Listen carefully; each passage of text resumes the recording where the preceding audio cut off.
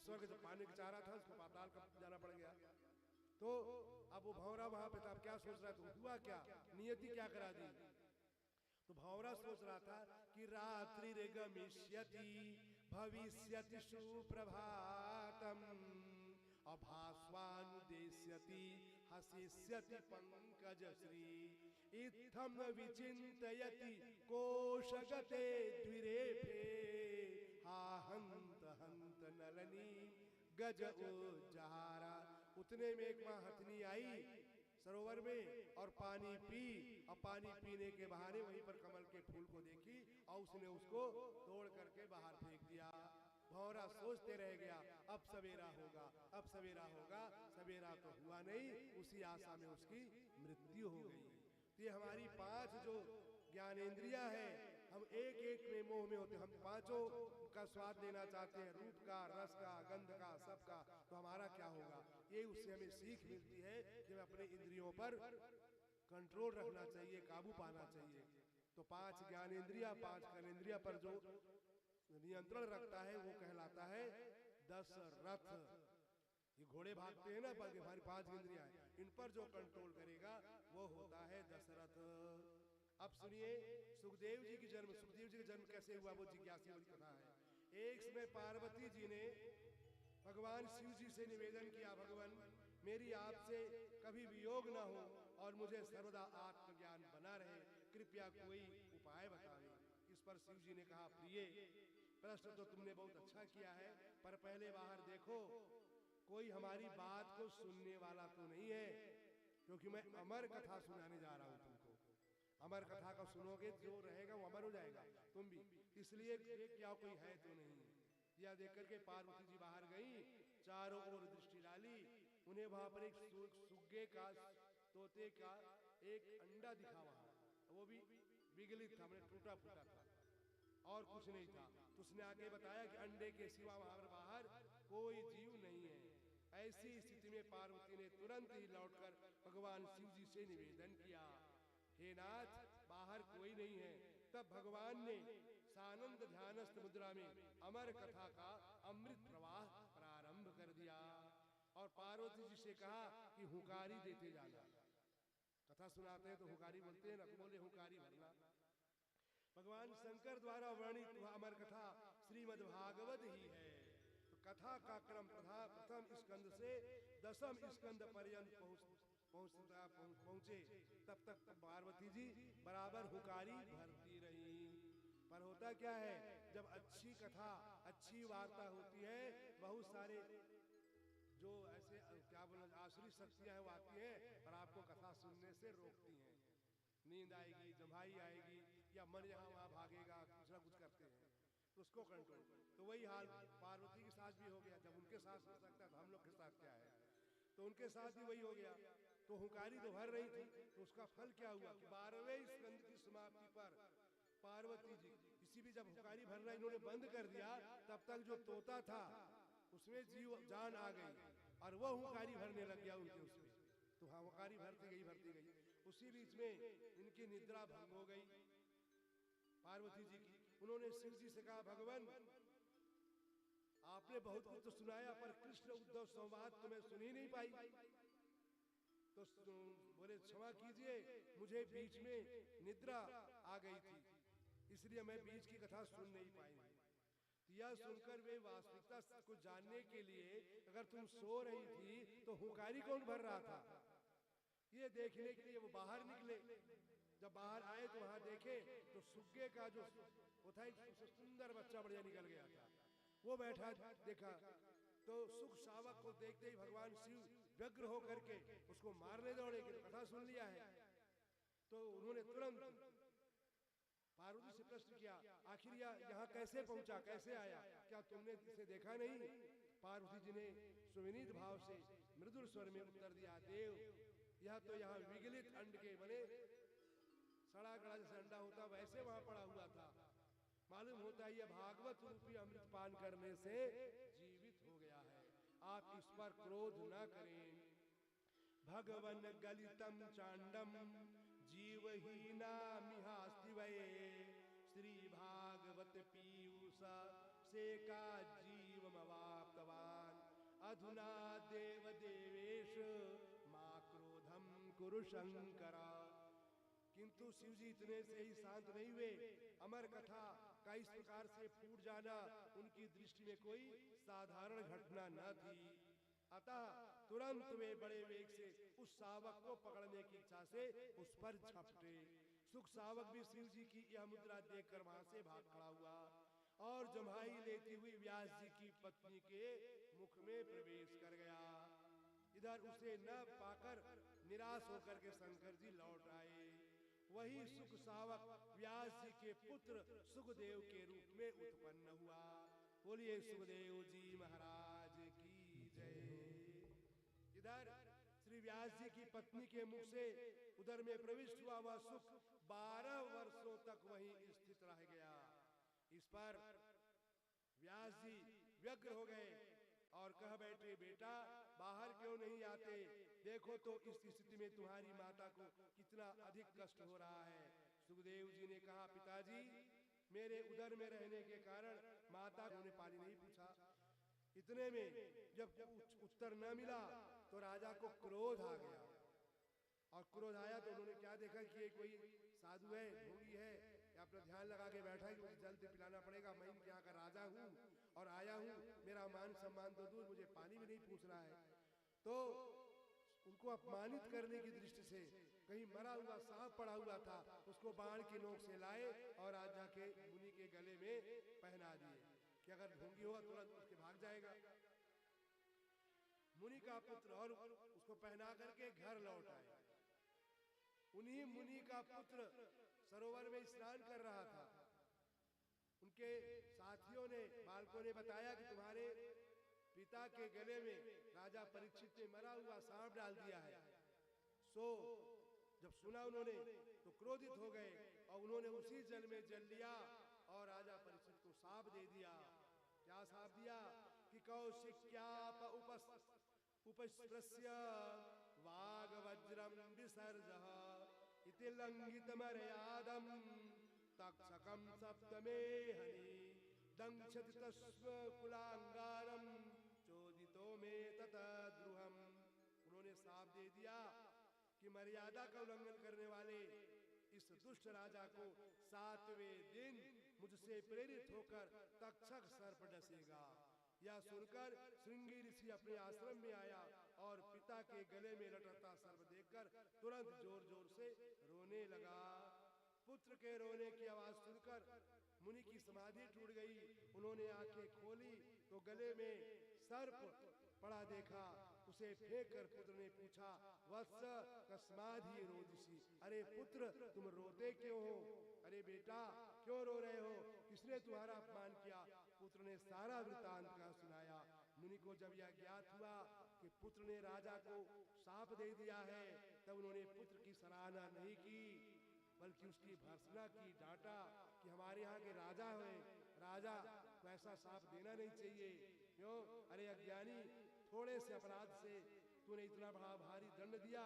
राजा साधारण मनुष्यों की तुलना योग्य नहीं है, वह विष्णु का अंश होता है। उससे रक्षित प्रजा अपने धर्म कर्म में लगी रहती है। उसके न रहने पर राज्य में चोरों का साम्राज्य हो जाता है, प्रजा का धन लूटा जाता है, स्त्रियों का अपहरण होता है, परस्पर एक दूसरे को मारते हैं, सनातन धर्म भी नष्ट हो जाता है, वर्ण संकर संतानें पैदा होती है। इन सब का पाप नृपहंता को लगता है। तूने बड़ा अनुचित किया।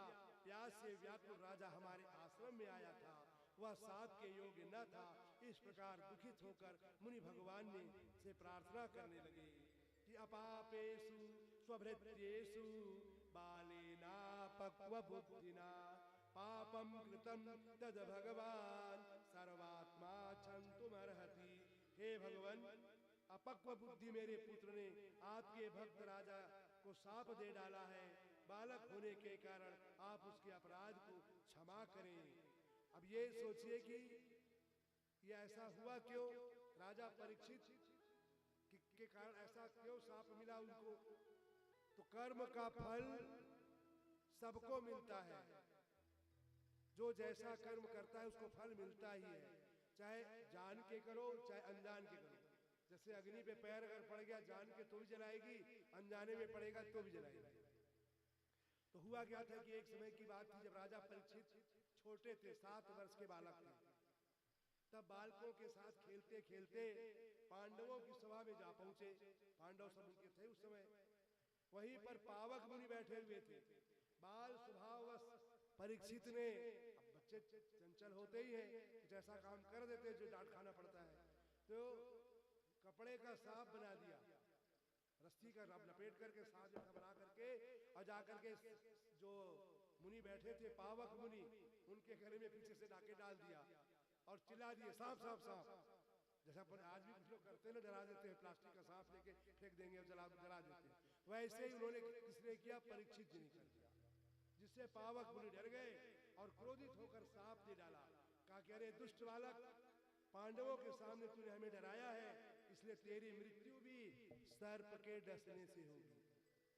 बताओ कैसी प्रेरणा हुई, इन्होंने ऐसा मजाक किया और उनको वहां सांप मिल गया। उसी मुनि के सांप से राजा परीक्षित की बुद्धि भ्रष्ट हो गई और राजा ने मरा हुआ सांप समीक मुनि के गले में डाल दिया। फलस्वरूप समीक मुनि के पुत्र सिंगी ऋषि के सांप से तक्षक नाग द्वारा राजा परीक्षित की मृत्यु हुई। इसलिए कर्म का फल हमें मिलता ही है। इसी प्रकार एक मांडवी ऋषि हुए हैं। मांडवी ऋषि की कथा भी आपने सुना होगा, फिर भी मैं संक्षेप में बता देता हूं कि मांडवी ऋषि ने क्या किया। मांडवी ऋषि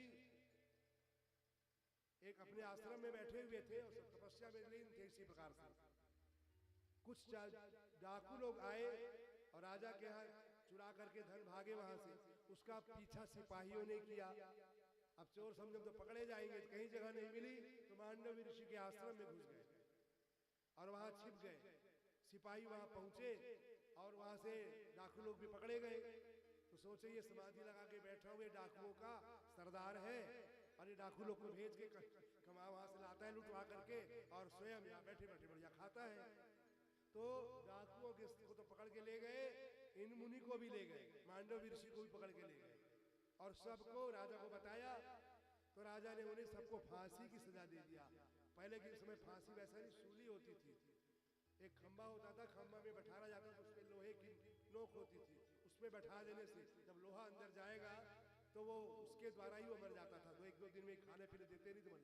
तो सारे डाकू तो मर गए पर ऋषि अपने तपस्या के बल पर वैसे बैठे रह गए। तो जाके उन्होंने मंत्रियों ने बताया, सिपाहियों ने, कि सारे डाकू तो मर गए लेकिन एक डाकू सरदार था वो नहीं मरा है। तो राजा देखने आया और तब उसको उतारा। बोले फिर अच्छा मतलब ये कोई गलत आदमी को फांस दे दिया गया, सूली लटका दिया गया। तुरंत उसको उतारे और उससे फिर बातचीत किए। तब मालूम चला कि तो मांडवी ऋषि है। अब जब मांडवी ऋषि क्षमा मांगी, याचना की, सब कुछ किए। अब मांडवी ऋषि इतने वो थे कि तुरंत उनको पश्चाताप हुआ कि मैंने अपने जीवन में कोई अपराध तो किया नहीं है। अगर आपने पाप नहीं किया है तो आपको उसका दंड नहीं मिलेगा। तो मांडवी ऋषि को अभिमान था कि मैंने तो कोई पाप किया नहीं है, तो मुझको कैसे सूली पर लटकना पड़ गया। सो धर्मराज के पास सशरीर ऐसे पहुंच गए और वहां जाकर के बोले, आप धर्मराज कहलाते हैं, मैंने आज तक कोई ऐसा कार्य किया नहीं है जिससे मुझे सूली पर लटकना पड़े या दंड भोगना पड़े। आप बताइए कि आपने ऐसा दंड क्यों मुझे दिया है। धर्मराज भी चकित हो गए। तुरंत चित्रगुप्त को बुलाए, वो खाता बही लिए रहते हैं सबका। बोले भाई देखो इनका खाता बही, क्यों इनको दंड मिला है। देखे तो उन्होंने बताया इनसे अपराध हुआ है। जब ये 8-10 साल के बच्चे थे तो इन्होंने क्या अपराध किया। बोले पूछे, उन्हें अपराध ये किया है, एक टिड्डा होता है, आप देखोगे बरसात के बाद में निकलता है और उसको बच्चे लोग उड़ाते हैं, पकड़ लेते हैं हवाई जहाज तरीके। तो बोले उस टिड्डे को तुमने पकड़ लिया था और उसकी पूंछ में एक सींग पिरो दिया था कि उड़ेगा तो कैसे दिखेगा उसका। तो सींग को पिरो देने के कारण उसको कितनी पीड़ा हुई होगी। उसी पीड़ा का ज्ञान कराने के लिए आपको सूली पर बैठाया गया, सूली पर लटकाया गया। तो उन्होंने कहा तो अधर ये गलत हुआ, बच्चा अबोध होता है, बच्चा गलती करेगा थोड़ी उसको हम मार देंगे, कुछ करेंगे। उसको जानकारी नहीं कि पाप क्या है, पुण्य क्या है, धर्म क्या है, अधर्म क्या है। तो मैं तो बोध था, क्यों आपने दंड दिया। तो इन्होंने, मांडवी ऋषि ने धर्मराज को शाप दे दिया क्या शाप दिया कि आपने निरपराध को दंड दिया है, इसलिए आप मेरे शाप से दासी पुत्र बन करके पृथ्वी में अवतार लोगे। और वही कौन थे? विदुर जी। विदुर जी का जन्म साक्षात धर्म, इसलिए वो नीति की बात करते थे। एक विदुर नीति भी है उनकी, जो शिक्षा की नीति में पूरी बनाई गई बताते हैं। वो धर्मराज का अवतार था और इन्होंने उनके संविधान में संशोधन करवा दिया कि 12 वर्ष तक बच्चा अबोध होता है, 12 से 14 में। वहां तक अगर बच्चे से कोई अपराध हो जाता है अनजाने में, जान के करेगा तब तो है, अनजाने में अगर अपराध हो गया तो उसको दोष नहीं लगेगा। ऐसे थे मांडव ऋषि। ऐसे परीक्षित को भी बने कर्म, कहने का तात्पर्य है कि कर्म का फल हमें मिलता ही है। चलिए अब एक फिर थोड़ा सा लेंगे, फिर आगे बढ़ते हैं। आप सुना दीजिए बढ़िया प्यारा सा, फिर आगे की कथा चलते हैं।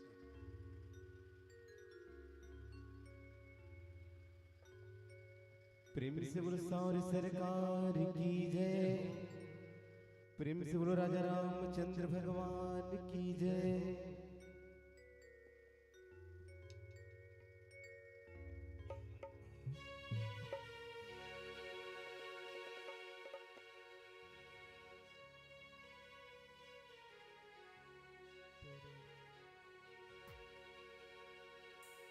हे धीरे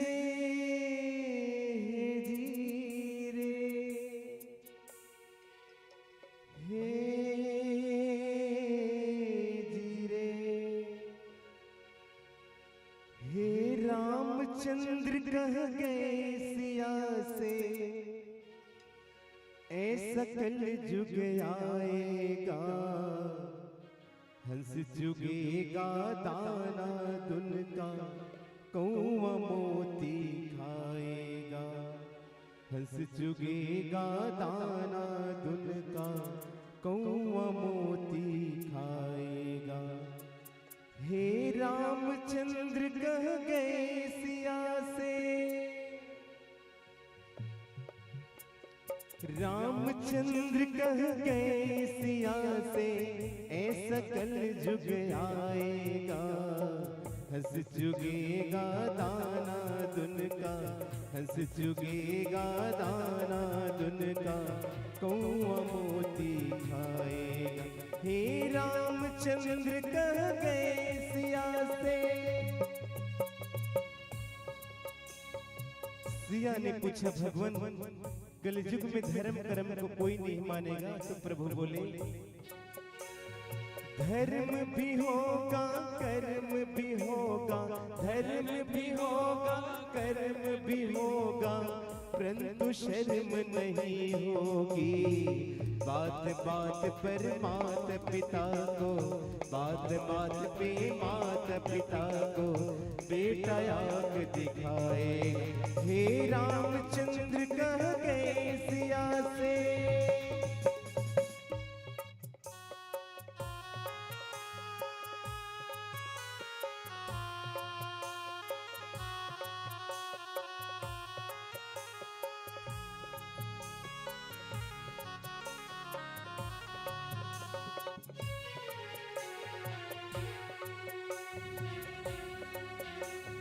राजा और प्रजा दोनों में होगी निस दिन खेचातानी, खेचातानी। कदम कदम पर करेंगे दोनों अपनी अपनी मनमानी, मनमानी। हो जिसके हाथ में होगी लाठी, जिसके हाथ में होगी लाठी, वैशो ही ले जाएगा। हंस जुगेगा दाना दुन का, हंस जुगेगा दाना दुन का, कौवा मोती खाएगा। हे रामचंद्र कह गए सिया से।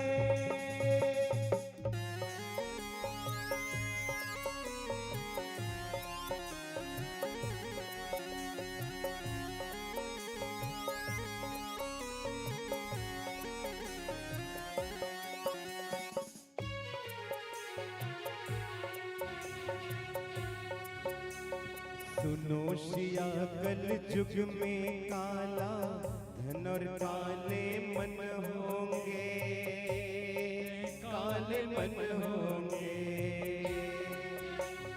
चोर उचक्के नगर सेठ और प्रभु भक्त निर्धन होंगे, निर्धन होंगे। हो जो होगा लोभी और भोगी, जो होगा लोभी और भोगी, ओ जुगी कहलाएगा। हंस जुगेगा दाना दुन का, हंस जुगेगा दाना दुन का, कौआ मोती खाएगा। हे रामचंद्र कह गए सिया से,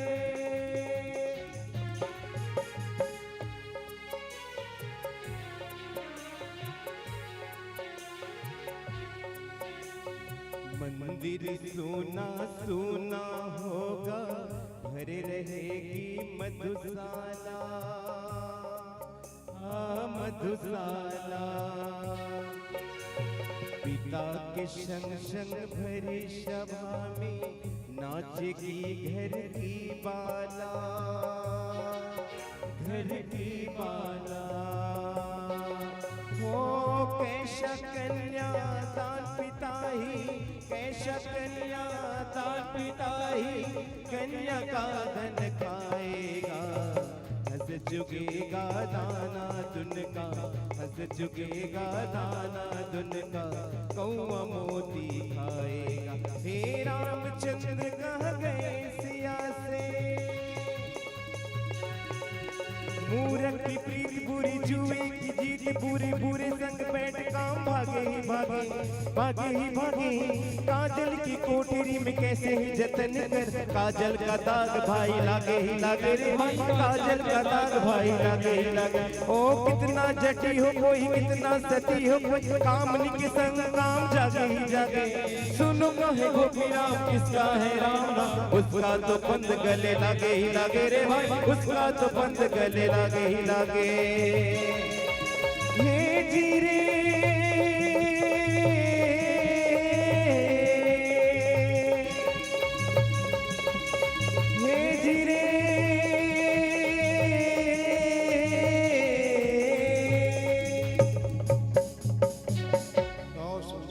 कलयुग का ये प्रमाण है कि कलयुग में अपने आप ऐसी घटनाएं हो रही है और होती है।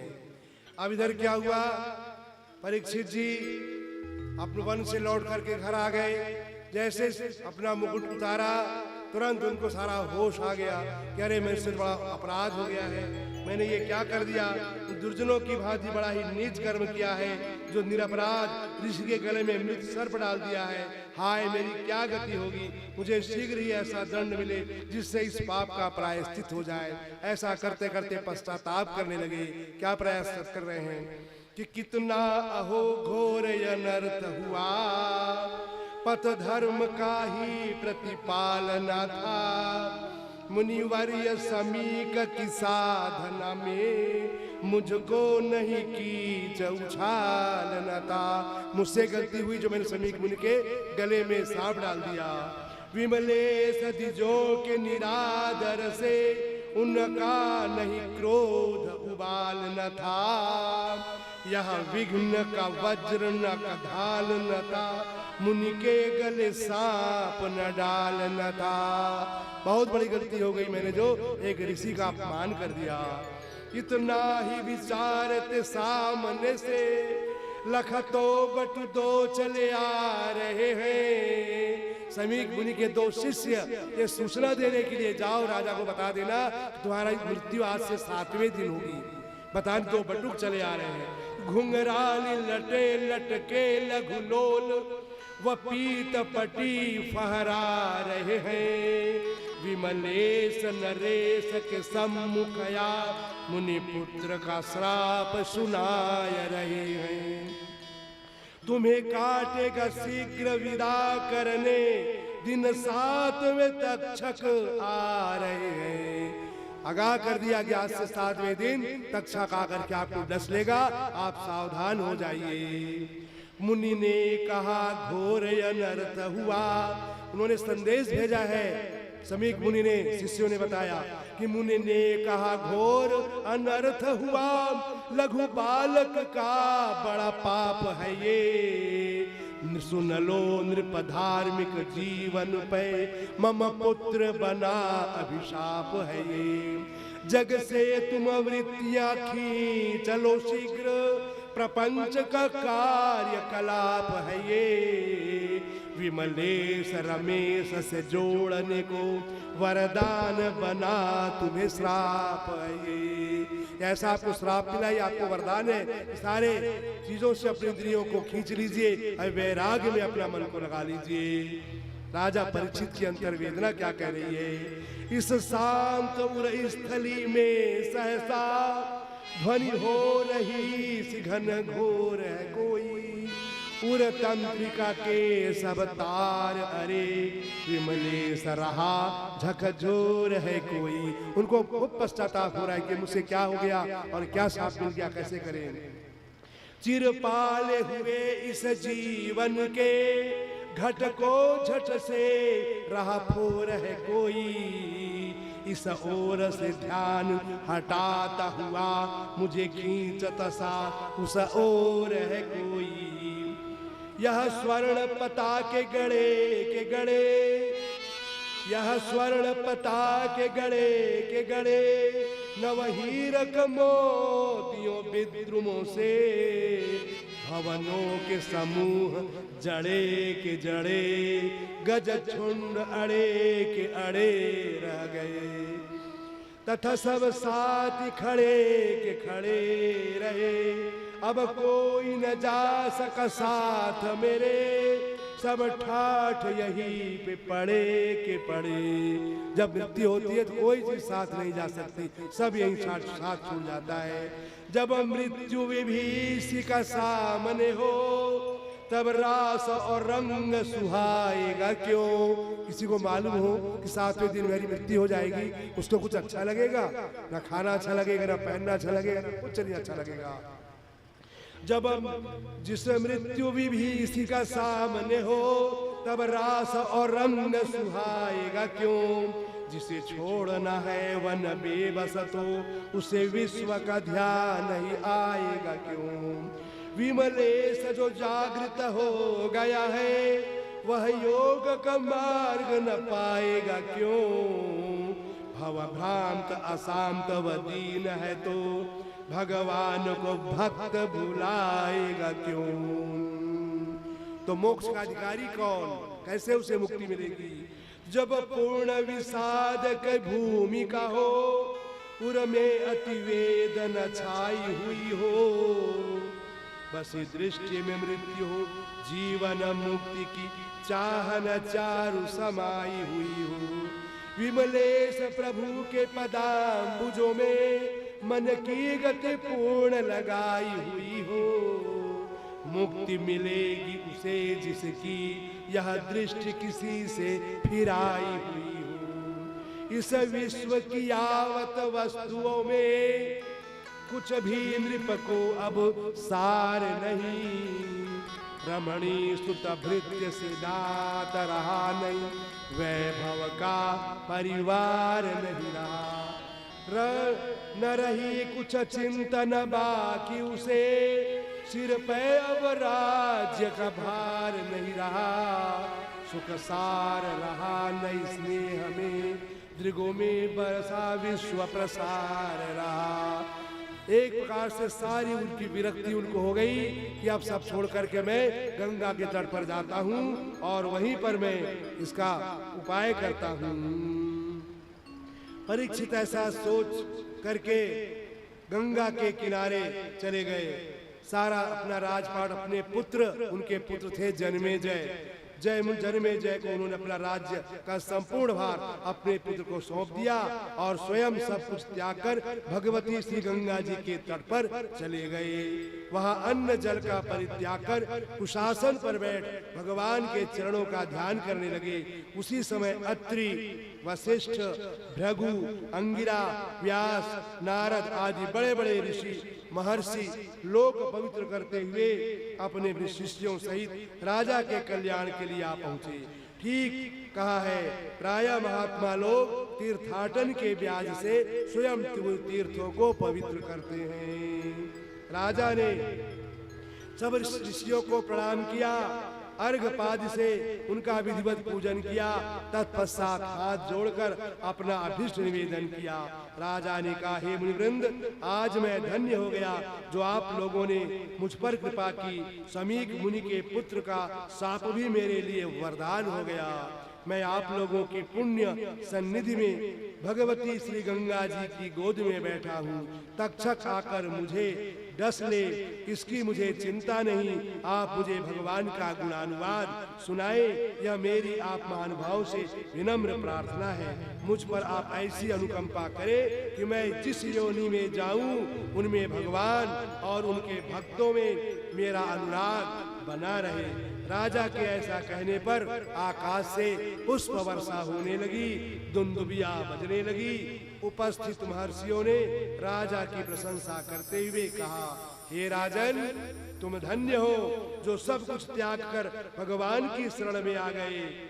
जब तक तुम शरीर त्याग कर भगवान के लोक को नहीं जाते, तब तक हम लोग भी यही आपके समीप रहेंगे। यह सुनकर राजा को बड़ी प्रसन्नता हुई। राजा ने हाथ जोड़कर विनती भाव से पूछा, हे मुनिवृंद, कृपा कर आप यह बताएं कि म्रियमाण पुरुष को क्या करना चाहिए। अगर किसी की मृत्यु मालूम हो जाए कि अब मेरी मृत्यु होने वाली है, तो मुझे क्या पालन करना चाहिए, क्या उपाय करना चाहिए, किसकी उपासना करें, किस मंत्र का जाप करें कि मृत्यु तो होनी है पर मुझे कष्ट ना हो। पुरुषेहं यत कार्यम म्रियमाणस्य सर्वथा। इस प्रश्न पर मुनियों ने यज्ञ, कोई कहा यज्ञ करो, कोई कहे योग साधना करो, कोई कहा जप करो, कोई तप बताया, कोई दान। जितने मुनि लोग आए थे अपने अपने मत से सब बताने लग गए। इससे वहां पर विवाद होने लगा, किसकी बात को माने, क्या करें, ये विवाद हो गया। उसी समय व्यास जी के पुत्र सुखदेव जी महाराज भ्रमण करते हुए दैव योग से सहसा राजा परीक्षित जी के पास जा पहुंचे। बोलिए सुखदेव जी महाराज की जय। उनकी 16 वर्ष की अवस्था थी, अंग प्रत्यंग सुंदर थे, मधुर हास से और स्नेह भरी चितवन से आकृष्ट होकर बहुत सी स्त्रियां और बालक उनके पीछे हो गए। राजा ने उनके बैठने के लिए सिंहासन दिया, सिर झुका करके प्रणाम किया, विधिवत उनका पूजन किया। बाद में राजा ने कहा, हे भगवान, आज मेरा कुल पवित्र हो गया जो मुझे आपका दर्शन प्राप्त हुआ। मालूम पड़ता है भगवान श्री कृष्ण ने ही कृपा करके आपको यहाँ भेजा है, अन्यथा म्रियमाण पुरुष के लिए आप लोगों का दर्शन दुर्लभ है। अहम पृच्छामि संसिद्धिं योगिनां परमं गुरुं पुरुषेहं यत कार्यं म्रियमाणस्य सर्वथा। हे मुने, आप योगियों के भी गुरु हैं, कृपया यह बतलाइए कि म्रियमाण पुरुषों को क्या सुनना चाहिए जिससे उसकी मुक्ति हो जाए, क्या करना चाहिए, क्या स्मरण करना चाहिए और क्या नहीं करना चाहिए। सूत जी कहते हैं, हे सौनक जी, राजा के इस प्रकार प्रश्न करने पर सुखदेव जी ने मधुर वाणी में म्रियमाण पुरुषों के कर्तव्यों को कहना प्रारंभ किया। और हरि कीर्तन, भगवान नाम कीर्तन करते रहने से हमारी सदगति हो सकती है। इस रूप में उन्होंने हरि कीर्तन प्रारंभ किया। हरि कीर्तन क्या किया, तो हरि कीर्तन प्रेम से गुरुसार सरकार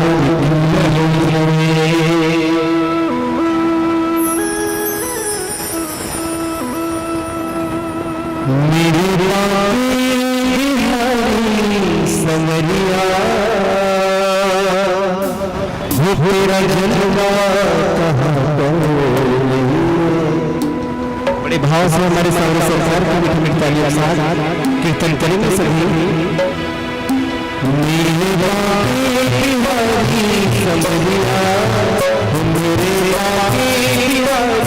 समरिया वो तेरा जलवा कहाँ पर नहीं है, नहीं है तेरा जलवा कहाँ नहीं है।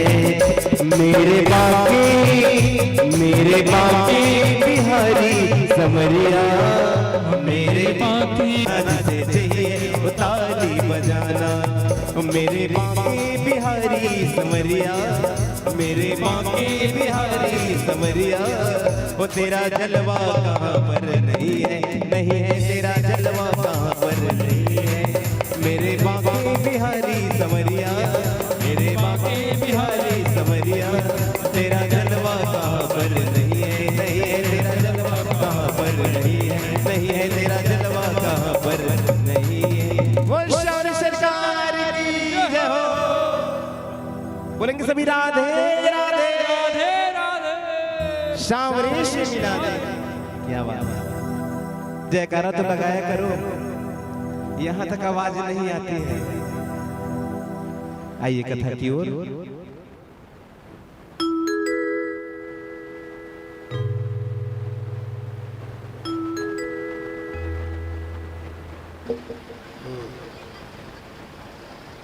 राजा परीक्षित जो है गंगा तट पर बैठे हैं। उसी समय सुखदेव जी जब वहां पहुंच गए तो कथा प्रारंभ करने के लिए उन्होंने प्रश्न किया।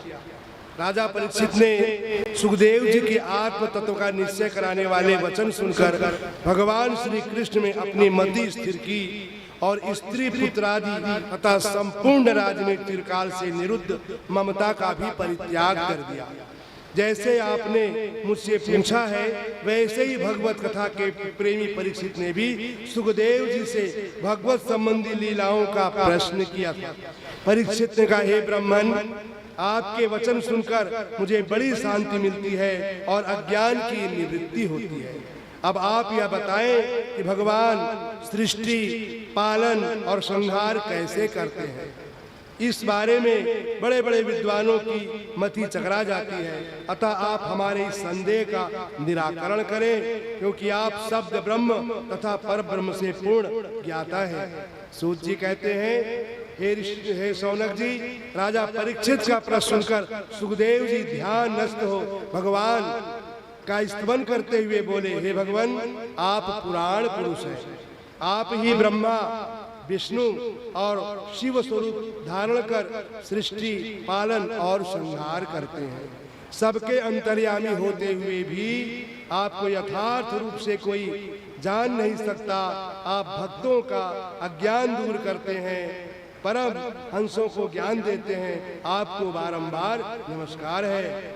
जिनके नामों का कीर्तन, जिनके स्वरूप का स्मरण, जिनकी प्रतिमाओं का दर्शन, जिनके चरणों का वंदन, जिनकी कथा का श्रवण तथा जिनके श्री विग्रह का पूजन संपूर्ण लोगों की पाप राशि को भस्म कर डालता है, उन परम मंगलमय यशो मूर्ति भगवान को मैं बारंबार नमस्कार करता हूँ, प्रणाम करता हूँ, नमन करता हूँ। इस प्रकार उन्होंने कथा प्रारंभ किया कि सृष्टि का आरंभ कैसे हुआ, सृष्टि के आगे सनक सनंदन सनत कुमार की उत्पत्ति कैसे हुई, कैसे हिरण्याक्ष और उसका जन्म हुआ। तो सृष्टि के प्रारंभ में ब्रह्मा जी ने जैसे ही रचना प्रारंभ की, करना चाहा, मन में संकल्प किया, तो करते ही उनके 4 पुत्र उत्पन्न हुए। उनका नाम था सनक, सनंदन, सनातन और सनत कुमार। इनके रजोगुण और तमोगुण इनमें था ही नहीं। 3 गुण होते हैं, सत, रज, तम। तो तम अंधकार का प्रतीक है, पाप का प्रतीक है, तो उनमें यह सब था ही नहीं। रजोगुण और तमोगुण था ही नहीं। न तो उनमें प्रमाद, निद्रा, आलस्य आदि थे और न सृष्टि के कार्य में उनकी कोई प्रवृत्ति थी। ब्रह्मा जी ने उन्हें सृष्टि करने को कहा तो उन्होंने सृष्टिकर्ता की आज्ञा स्वीकार ही नहीं की।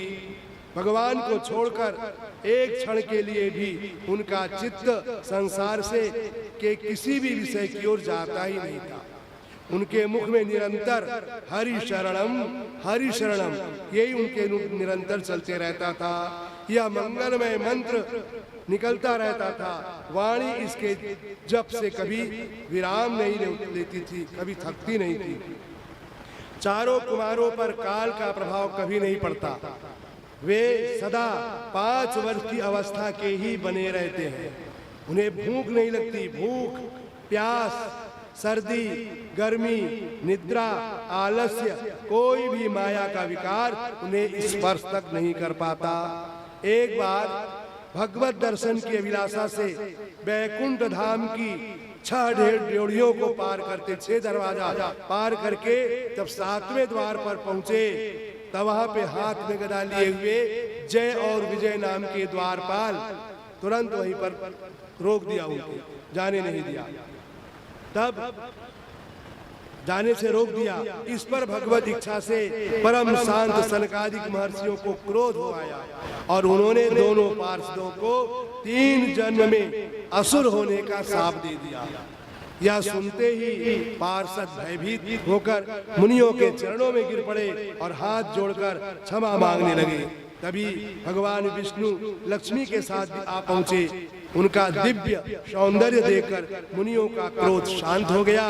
भगवान विष्णु बोले, महर्षियों, हमारे पार्षदों, इन जय और विजय ने आप लोगों का बड़ा अपराध किया है। इन्हें दंड देकर आपने ठीक ही किया है। मैं आपसे क्षमा मांगता हूँ, कारण ब्राह्मण मेरे लिए देवता हैं। उनके प्रतिकूल यदि इंद्र भी हो तो मैं उसे भी दंड दे सकता हूँ, अन्य की तो बात ही क्या। क्यों कि ब्राह्मण की कृपा से ही चला लक्ष्मी की अचल होकर मेरे समीप निवास करती हैं। यज्ञ में दी गई धृतपूर्ण आहुति भी मैं अग्नि के मुख में उस प्रकार नहीं ग्रहण करता जिस प्रकार ब्राह्मण के मुख से ग्रहण करता हूँ। इसलिए ब्राह्मण को ब्राह्मण क्यों कहा गया? ब्राह्मण को भूसुर भी बोलते हैं। भूसुर, भू मने पृथ्वी, सुर मने देवता, वो भूसुर हुआ, पृथ्वी का देवता हुआ। क्यों?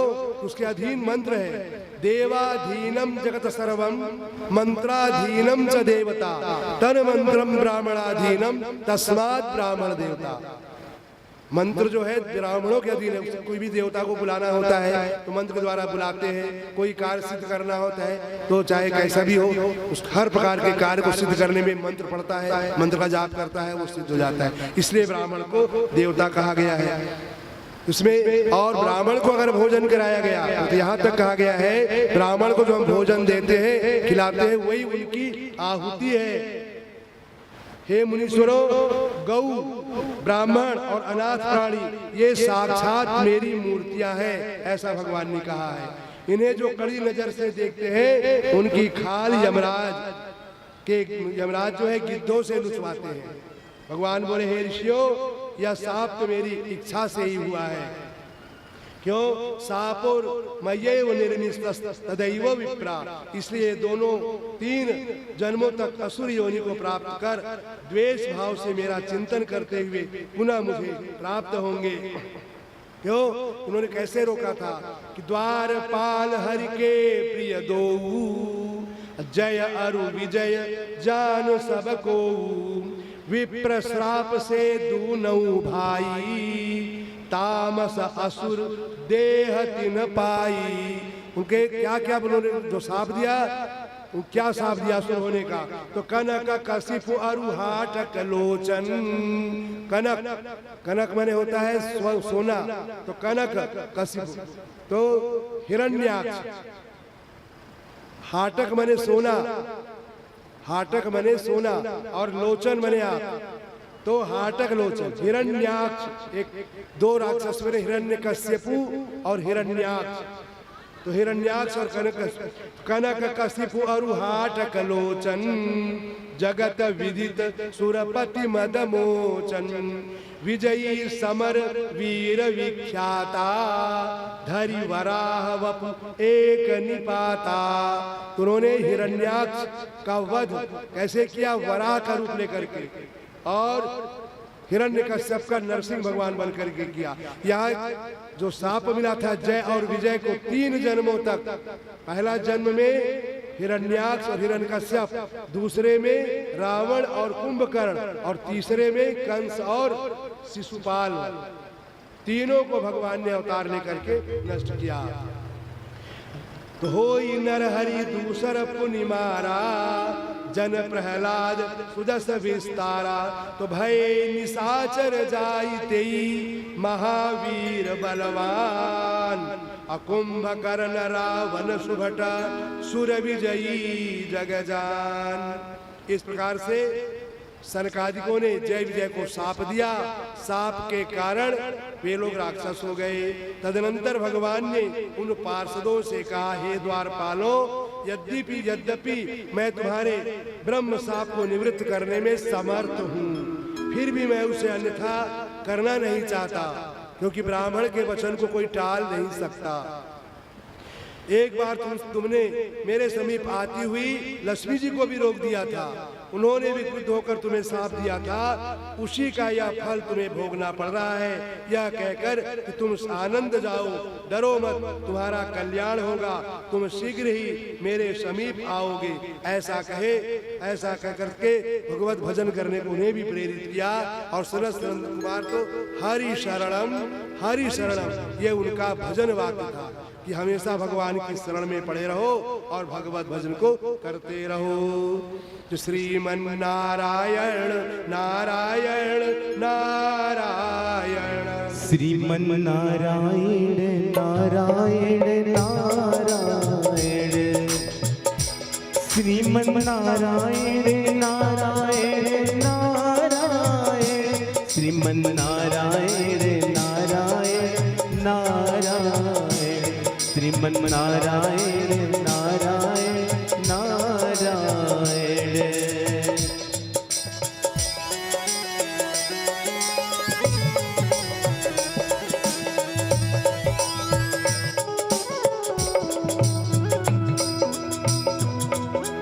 गोविंद जय जय गोपाल जय जय, गोविंद जय जय गोपाल जय, गोविंद जय जय गोपाल जय जय, गोविंद जय जय गोपाल जय, राधा रमण हरि गोविंद जय, राधा रमण हरि गोविंद जय, गोविंद जय जय गोपाल जय जय, गोविंद जय जय गोपाल जय, राधा रमण हरि गोविंद जय, राधा रमण हरि गोविंद जय जय, लक्ष्मी की जय जय, विष्णु की जय जय,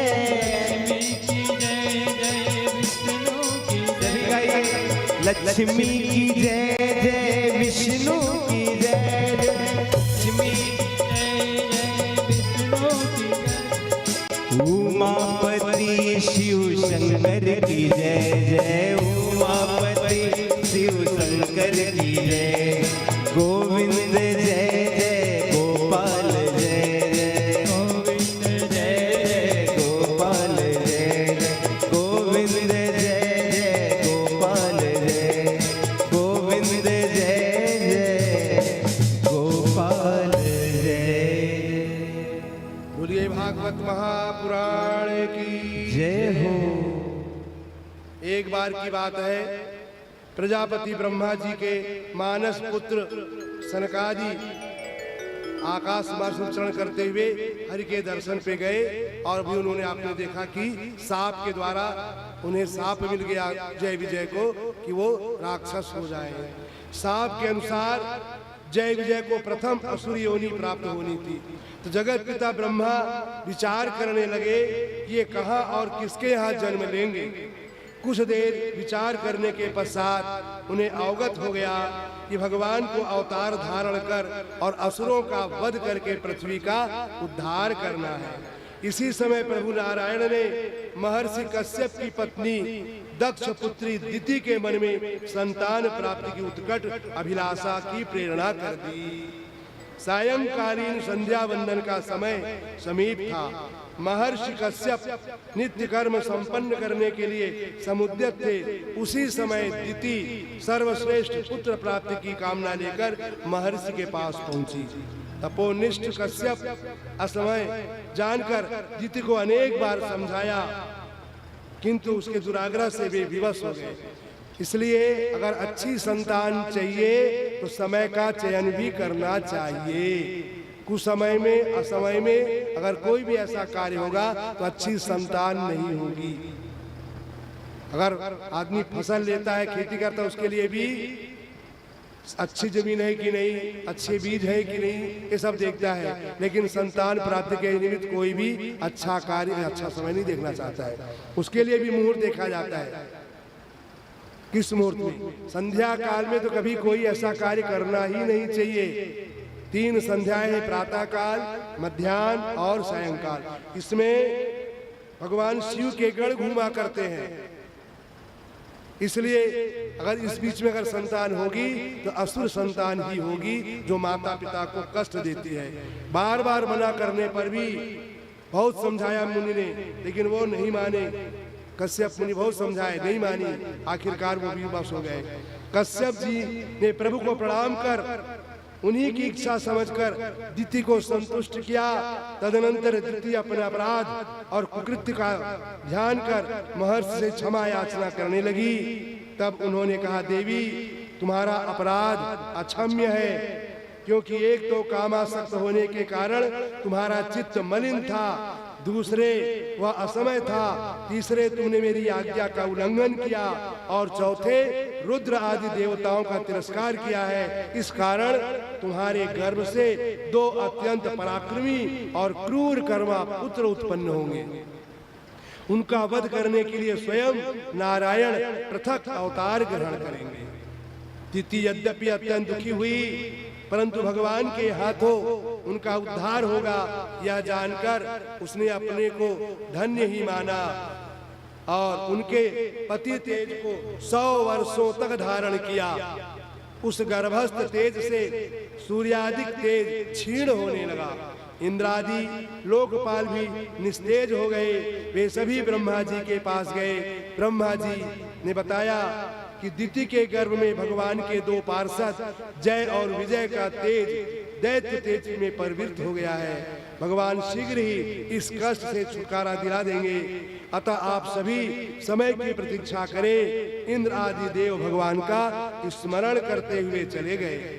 100 वर्ष पूरा होने पर दिति के 2 यमल पुत्र उत्पन्न हुए, जुड़वा पुत्र हुए। उन्हें पृथ्वी पर पांव रखते ही पृथ्वी, आकाश और स्वर्ग में अनेक उपद्रव होने लग गए। सर्वत्र अमंगल सूचक दृश्य दिखाई देने लगे। जन्म लेते ही दोनों दैत्य पर्वताकार रूप में हो गए। गर्भ में जो दैत्य बालक पहले स्थापित हुआ वह हिरण्यकशिपु तथा गर्भ से जो प्रथम बाहर आया वह हिरण्याक्ष के नाम से विख्यात हुआ। दोनों परम पराक्रमी एवं उद्धत थे। उन्होंने सर्वत्र उपद्रव मचाना प्रारंभ कर दिया। आसुरी राज्य की स्थापना के लिए वे कृत संकल्प थे। हिरण्याक्ष ने इंद्रलोक पर आक्रमण करके देवों को भयभीत कर दिया। फिर उसे मन में विचार आया कि ये देवगण पृथ्वी पर होने वाले यज्ञ के भागों का भोग करते हैं, इसलिए त्रिलोकी में इनका एक छत्र राज्य है और हव्य के भोग से ही ये इतने शक्ति संपन्न होते हैं। अतः मैं इस पृथ्वी को ही पाताल में पहुंचा देता हूँ। यह निश्चय करके विशालकाय दैत्य पृथ्वी को लेकर के रसातल में चला गया। वहां वरुण देवों को महान कष्ट देने लगा। वरुण से भगवान ने के अतुल पराक्रम को सुनकर वह उनसे युद्ध करने के लिए उन्हें सर्वत्र ढूंढने लगा। हिरण्याक्ष के कुकृत्यों से सभी देवता, ऋषि, महर्षिगण अत्यंत दुखी थे। चतुर्दिक हाहाकार मचा था। अतः उनके शरीर से स्त्री पुरुष का एक जोड़ा उत्पन्न हुआ जो मनु शतरूपा के नाम से विख्यात हुआ। ब्रह्मा जी ने मैथुनी सृष्टि की आज्ञा प्रदान की और पृथ्वी का पालन करने के लिए कहा। उन्होंने कहा, प्रभु आप मेरी भावी मानवी प्रजा के रहने के लिए योग्य स्थान बताइए, क्योंकि पृथ्वी तो जल में डूबी हुई है। उसके उद्धार का उपाय कीजिए। पृथ्वी के उद्धार तथा दैत्य हिरण्याक्ष के वध के लिए ब्रह्मादि देवगणों तथा ऋषि महर्षियों ने भगवान का चिंतन किया। प्रभु की स्मृति होते ही अकस्मात ब्रह्मा जी की नासिका से अंगूठे के बराबर एक श्वेत वाराह शिशु प्रकट हुआ। प्रकट होते ही वह विशाल काय आकार वाला हो गया। उसे देखकर ब्रह्मादि को पहले से आश्चर्य हुआ, किंतु वराह रूप में हरि का अवतार जानकर सभी उनकी वंदना करने लगे। उनका स्वरूप अत्यंत मनोरम तथा दिव्य था। इस प्रकार यज्ञ वराह विग्रह वाले भगवान समुद्र में कूद पड़े और जल को चीरते हुए रसातल में जा पहुंचे। वहां दैत्य हिरण्याक्ष ने पृथ्वी को छिपा दिया था। भगवान को उद्धार के लिए आया जान पृथ्वी देवी ने उनकी अनेक प्रकार से स्तुति की। धरित्री देवी की प्रार्थना को सुनकर वराह भगवान ने घर घर शब्द द्वारा बड़ी भयंकर गर्जना की और अपने दाढ़ों पर पृथ्वी को रखकर वे त्यों ही समुद्र से बाहर निकलने लगे। त्यों ही गर्जना सुनकर दैत्य हिरण्याक्ष का घमासान युद्ध हुआ और अंत में भगवान के द्वारा वह जो था हिरण्याक्ष मारा गया। श्री भगवान पृथ्वी को लेकर समुद्र से बाहर आए और जहाँ प्रकट हुए थे उस स्थान वराह क्षेत्र में सूकर क्षेत्र कहलाता है, वहाँ पे पृथ्वी को स्थापित किए। इसीलिए जब कभी घर बनाने में या जमीन में कोई संकट आता हो, कोई बाधा आती हो, तो भगवान वराह का मंत्र जपने को कहा जाता है। भगवान ने वराह का रूप लेकर के पृथ्वी का उद्धार किया था, तो भगवान वराह का पूजन और मंत्र श्री वराहाय धरण्युद्धारणाय स्वाहा, ये मंत्र है। आप लोग याद रखें। कभी कोई अड़चन आए, मकान नहीं बन पा रहा है, बहुत प्रयास कर रहे हैं, या जमीन खरीदने में अड़चन आ रही है या बेचने में अड़चन आ रही है, तो भगवान वराह का पूजन और इस मंत्र का जाप करने से उनकी मनोकामना पूर्ण हो जाती है। कि मनु ने प्रणाम कर विधि पद पंकजों में कहा, हे जनक मुझे कार्य बतलाइए। जब भगवान वराह का जन्म हुआ, भगवान ब्रह्मा जी से पूछने लगे कि मनु ने प्रणाम कर विधि पद पंकजों में कहा, हे जनक मुझे कार्य बतलाइए। लाइए न किंचित विचार कुछ और मुझे, शास्त्र अनुकूल श्रेय पथ में लगाइए। विमलेश विधि रोम रोम था प्रसन्नयति, बोले प्रभु में लगा लू यहाँ आइए। आज्ञा प्रतिपालक ओ बालक प्रसन्न हूँ मैं, अब आप मानवीय सृष्टि को बढ़ाइए। मनु ने कहा कि हे पितृदेव, मनु जी की मंजू सृष्टि किस स्थान में रचाऊं नहीं ज्ञान है। विधि ने विचारा पृथ्वी है जलमग्न, अब पृथ्वी तो सातल चली गई थी, तो मैं चुनी सृष्टि बसने का कहा स्थान है। विमलेश एक है सहारा जगदीश का ही, किया उनके ही पद पंकजों का ध्यान है। त्यों ही विधि नासिका के छिद्र से दया निधान, क्षुद्र कौल रूप में पधारा भगवान है। देखते ही देखते वराह शिशु अंबर में, अंगूठे समान अब गजाकार हो गया। गज से भी उन्नत पहाड़ सा स्वरूप बढ़ा, गर्जना हुई कि वज्र का प्रहार हो गया। विमलेश देख यह लीला विधि कर जोड़, शास्त्र लोचनों से खड़ा अविकार हो गया। और सनकादिक ऋषियों ने जय जार किया, इसी ही प्रकार शुकरावार हो गया। बोलिए भगवान वराह की जय हो।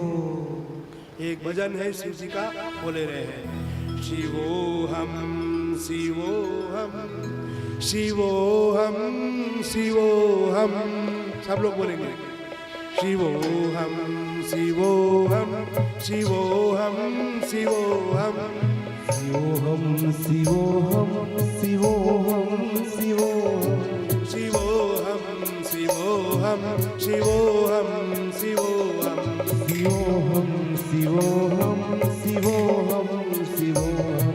वही आत्मा सच्चिदानंदमय हूँ, आत्मा सच्चिदानंदमय हूँ। अमर आत्मा सच्चिदानंदमय हूँ। अमर आत्मा सच्चिदानंदमय हूँ। वही आत्मा सच्चिदानंदमय हूँ। वही आत्मा सच्चिदानंदमय हूँ। शिवोहम शिवोहम शिवोहम शिवोहम शिवोहम शिवोहम शिवोहम शिवोहम। अमर आत्मा है मरणशील काया। अमर आत्मा है प्रणशील काया। अमर आत्मा है मरणशील काया। अमर आत्मा है मरणशील काया। सभी प्राणियों के जो भीतर समाया। सभी प्राणियों के जो भीतर समाया।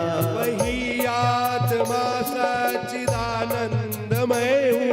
वही आत्मा सच्चिदानंदमय हूँ। शिवोहम शिवोहम शिवोहम शिवोहम शिवोहम शिवोहम शिवोहम शिवोहम शिवोहम शिवोहम शिवोहम शिवोहम शिवोहम शिवोहम शिवोहम। जिसे शस्त्र काटे न अग्नि जलावे। जिसे तेज काटे न अग्नि जलावे। जिसे शस्त्र काटे न अग्नि जलावे। जिसे शस्त्र काटे न अग्नि जलावे। बुझावे न पानी न मृत्यु मिटावे। बुझावे न पानी न मृत्यु डरावे। वही आत्मा सच्चिदानंदमय हूँ। वही आत्मा सच्चिदानंदमय हूँ। वही आत्मा शिवोहम शिवोहम शिवोहम शिवोहम शिवोहम शिवोहम। है तारों सितारों में आलोक जिसका। है तारों सितारों में आलोक जिसका। है तारों सितारों में आलोक जिसका। तारों सितारों में आलोक जिसका। है चंदा व सूरज में आभास जिसका। है चंदा वो सूरज में आवाज जिसका। वही आत्मा सच्चिदानंदमय हूँ। वही आत्मा सच्चिदानंदमय हूँ। शिवोहम शिवोहम शिवोहम शिवोहम शिवोहम शिवोहम शिवोहम शिवोहम शिवोहम शिवोहम शिवोहम शिवोहम शिवोहम शिवोहम। अजर और अमर जिसको वेदों ने गाया। अगर जिसको योगों ने गाया। अजर और अमर जिसको वेदों ने गाया। अजर और अमर जिसको वेदों ने गाया। यही ज्ञान अर्जुन को हरि ने सुनाया। यही ज्ञान अर्जुन को हरि ने सुनाया। वही आत्मा सच्चिदानंदमय हूँ। यही आत्मा सच्चिदानंदमय हूँ। शिवोहम जय हो। शिवोहम शिवोहम राधे शिवोहम शिवोहम शिवोहम शिवोहम शिवोहम शिवोहम शिवोहम शिवोहम शिवोहम शिवोहम शिवोहम शिवोहम शिवोहम।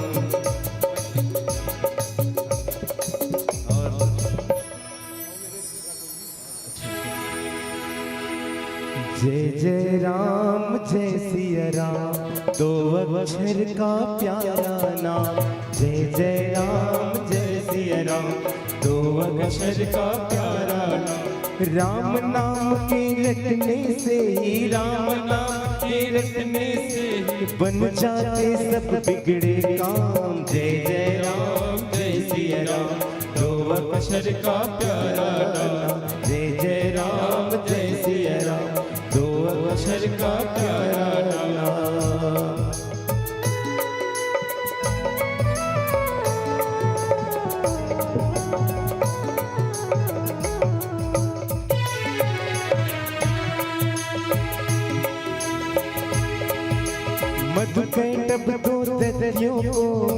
रूप से मारा, वेदों का उद्धार किया, मगन हुआ जग सारा। मधु पेटब को दैत्यों को मत्स्य रूप से मारा,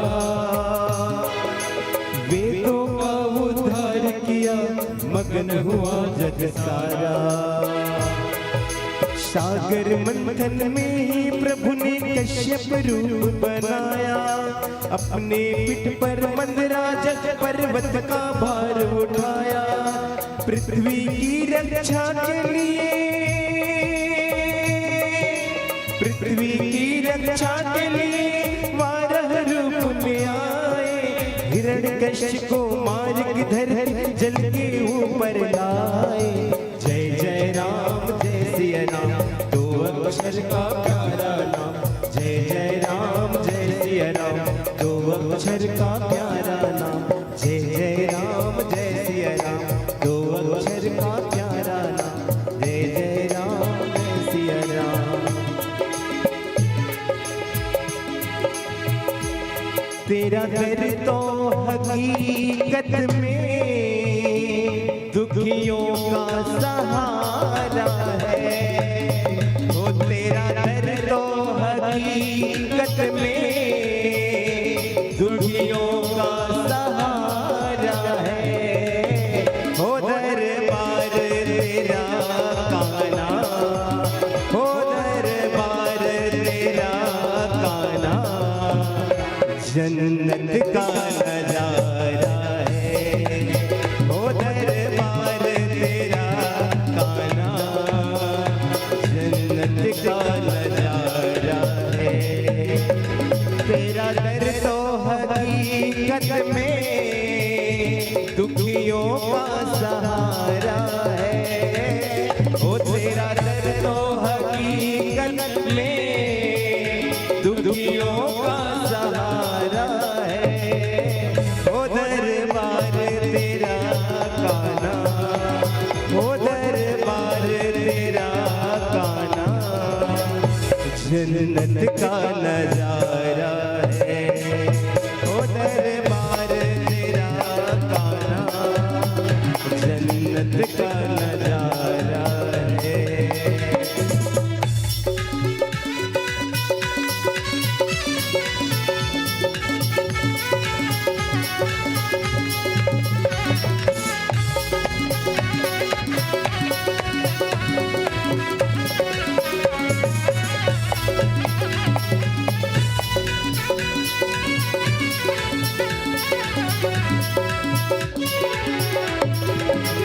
बिगड़ी हुई तकदीरें पल भर में बनाते हो। बिगड़ी हुई तकदीरें पल भर में बनाते हो। तेरा दरबार तो कान्हा, ओ तेरा दरबार तो कान्हा, जन्नत का नजारा है। ओ तेरा दरबार तो कान्हा, जन्नत का नजारा है।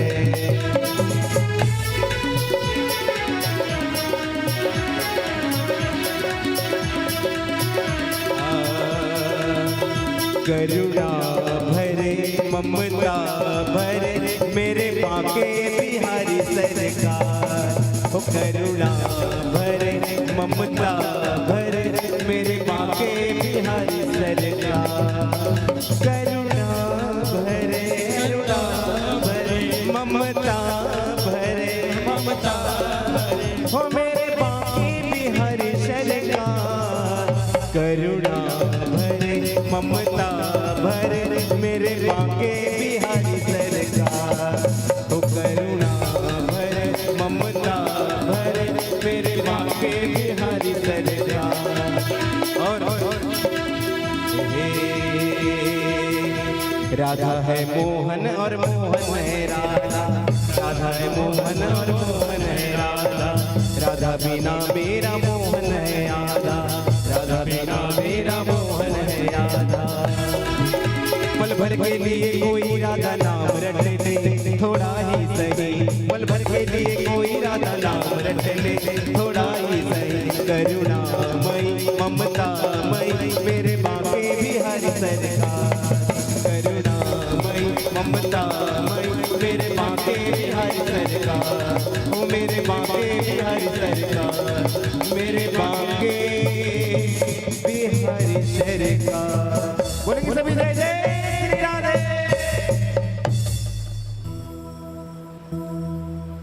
आगे कथा कपिल अवतार, अभी एक और कथा होगी। विदुर जी ने पूछा, भगवान आप स्वयंभू मनु का वंश तथा मैथिली सृष्टि कैसे हुई?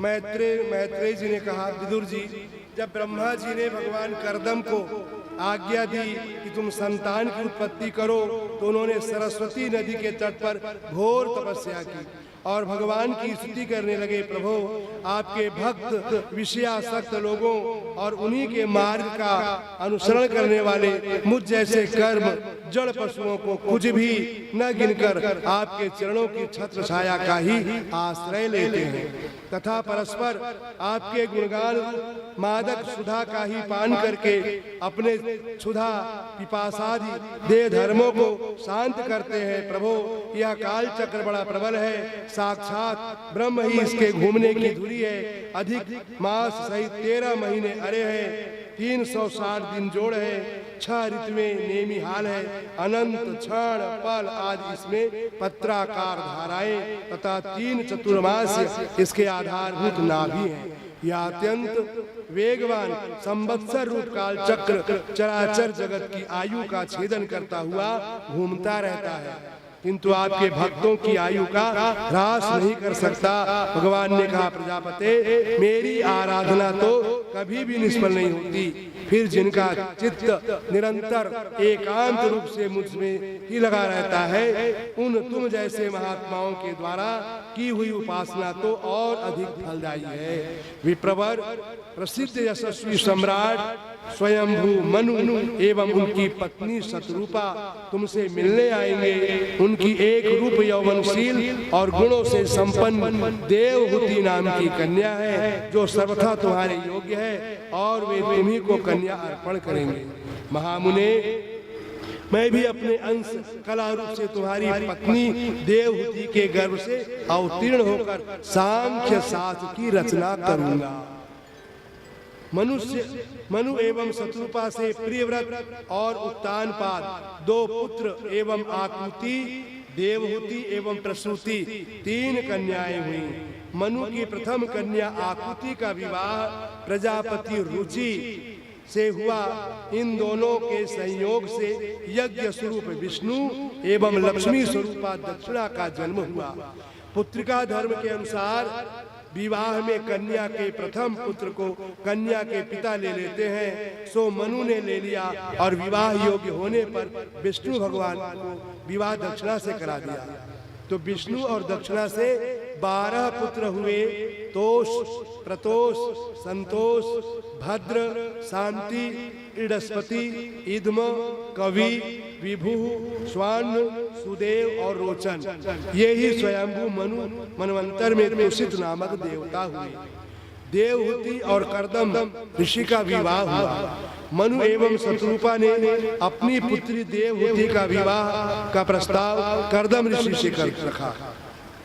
तब कर्दम ऋषि बोले, मेरी एक शर्त है, जब तक इसके संतान न होगी तब तक मैं गृहस्थ धर्मानुसार इसके साथ रहूंगा और जैसे संतान हो जाएगी वैसे मैं इसको छोड़ दूंगा।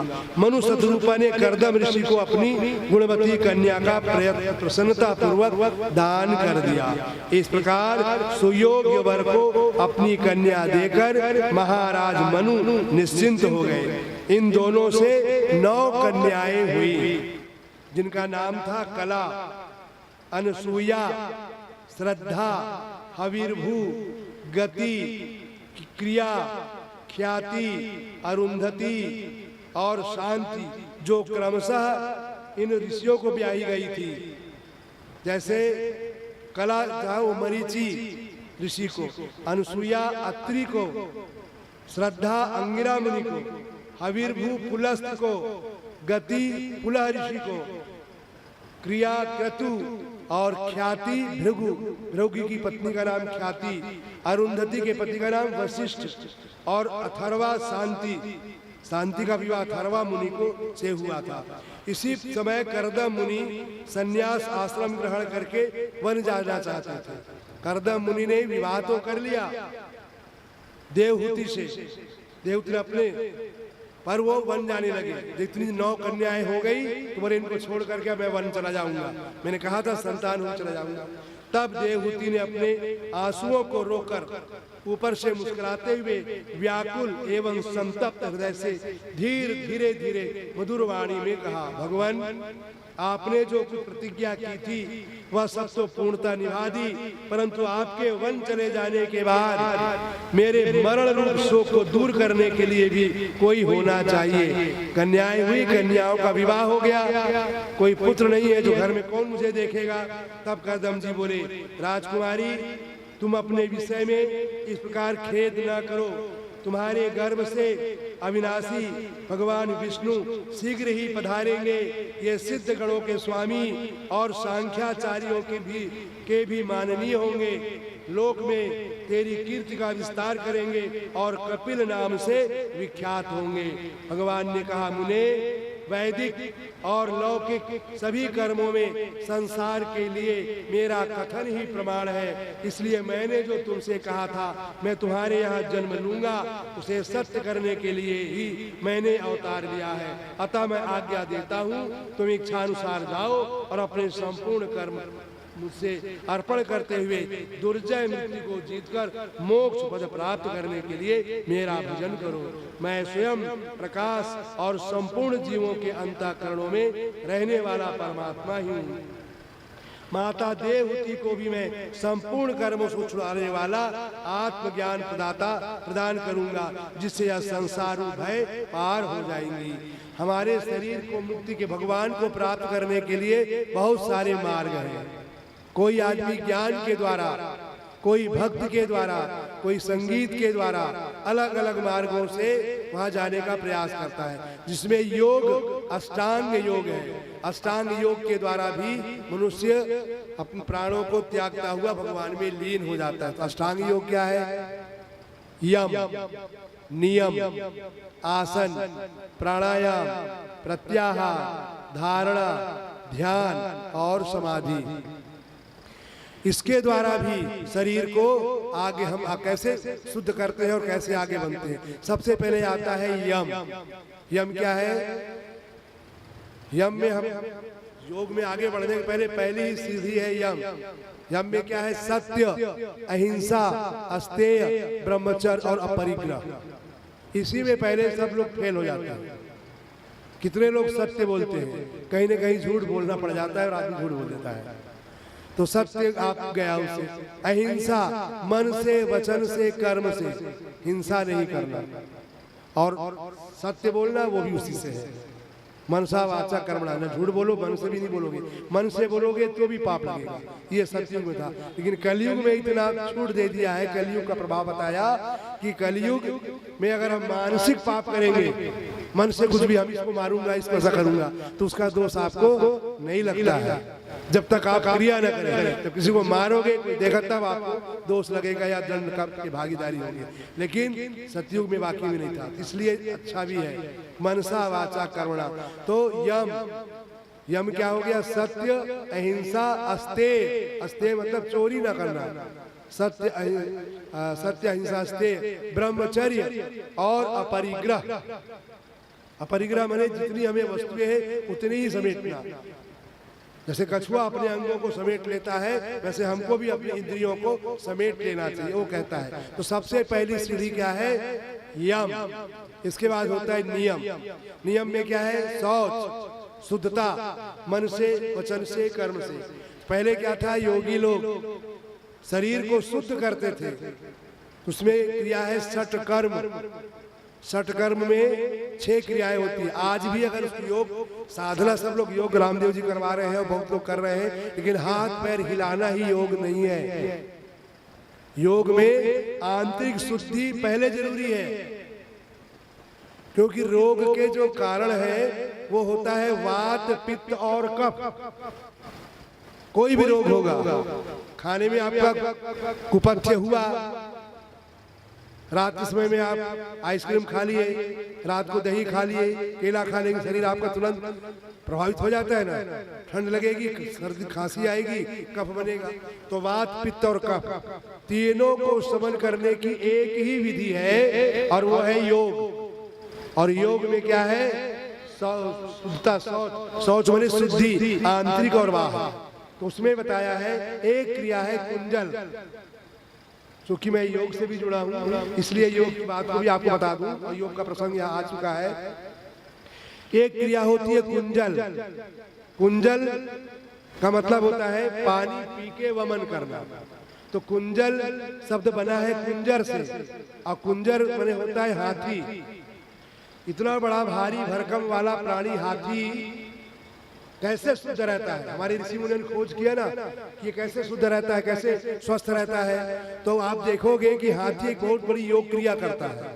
जब भी सरोवर में जाएगा, तालाब में जाएगा तो पानी तो पीता ही है, पर उसी पानी से फव्वारे के समान पानी फेंकता है।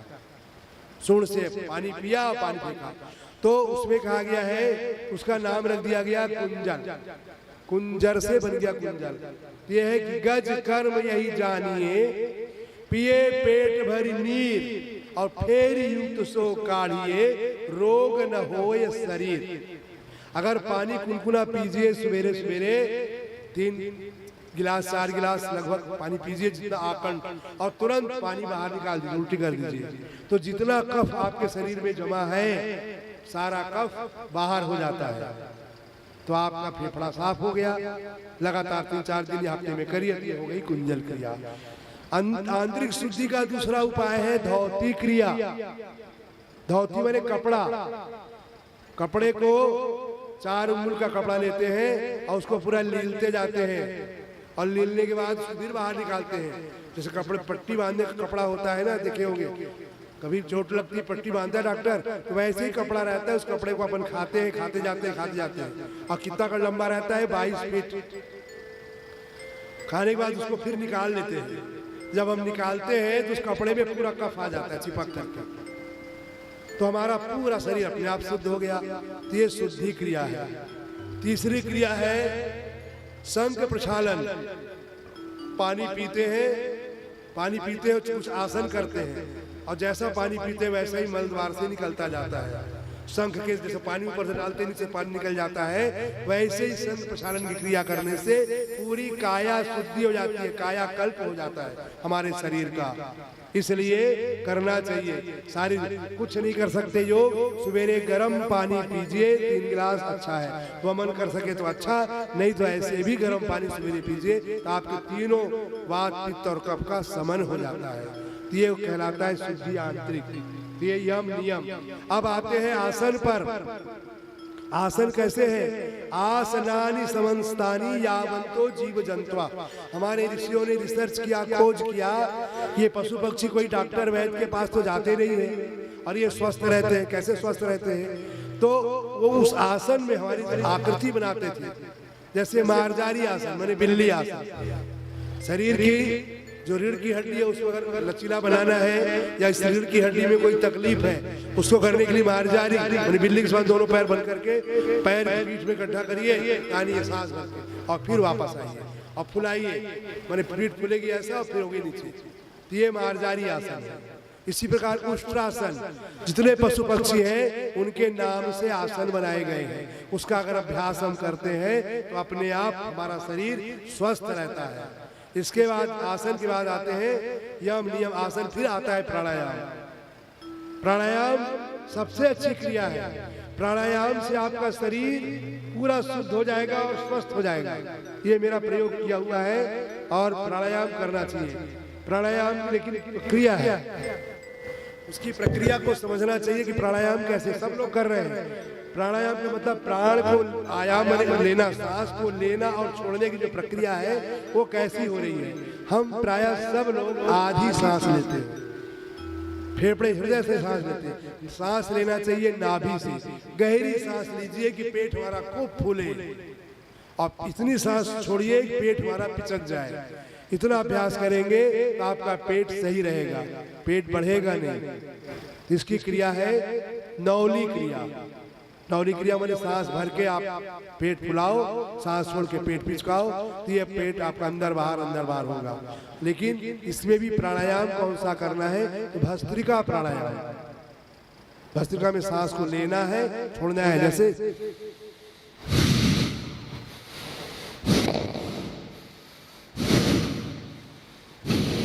इस प्रकार से इसकी गति फिर बढ़ जाएगी। ये करते जाओगे तो आपके पेट पे बल पड़ेगा। ये तो मैं आपको जादू है, ये कुछ क्रियाएं हैं। 25-25 बार अगर आप 100 बार कर लोगे तो आपका फेफड़ा मजबूत हो जाएगा, श्वास की बीमारी आपकी दूर हो जाएगी। ये इसका प्रयोग है, इसको बोलते हैं भस्त्रिका प्राणायाम। इसी को आपके रविशंकर महाराज ने नाम चेंज कर दिया है सुदर्शन क्रिया। चूंकि महत्वपूर्ण प्रश्न आज आ गया है इसलिए बता रहा हूँ। उन्होंने नाम चेंज किया, क्रिया क्या कर दिया, ये और अच्छा है। तो हम हाथ ऊपर उठाते हैं, यहाँ सांस भरिए और यहाँ करके सांस छोड़ दीजिए। आप करके देखिए।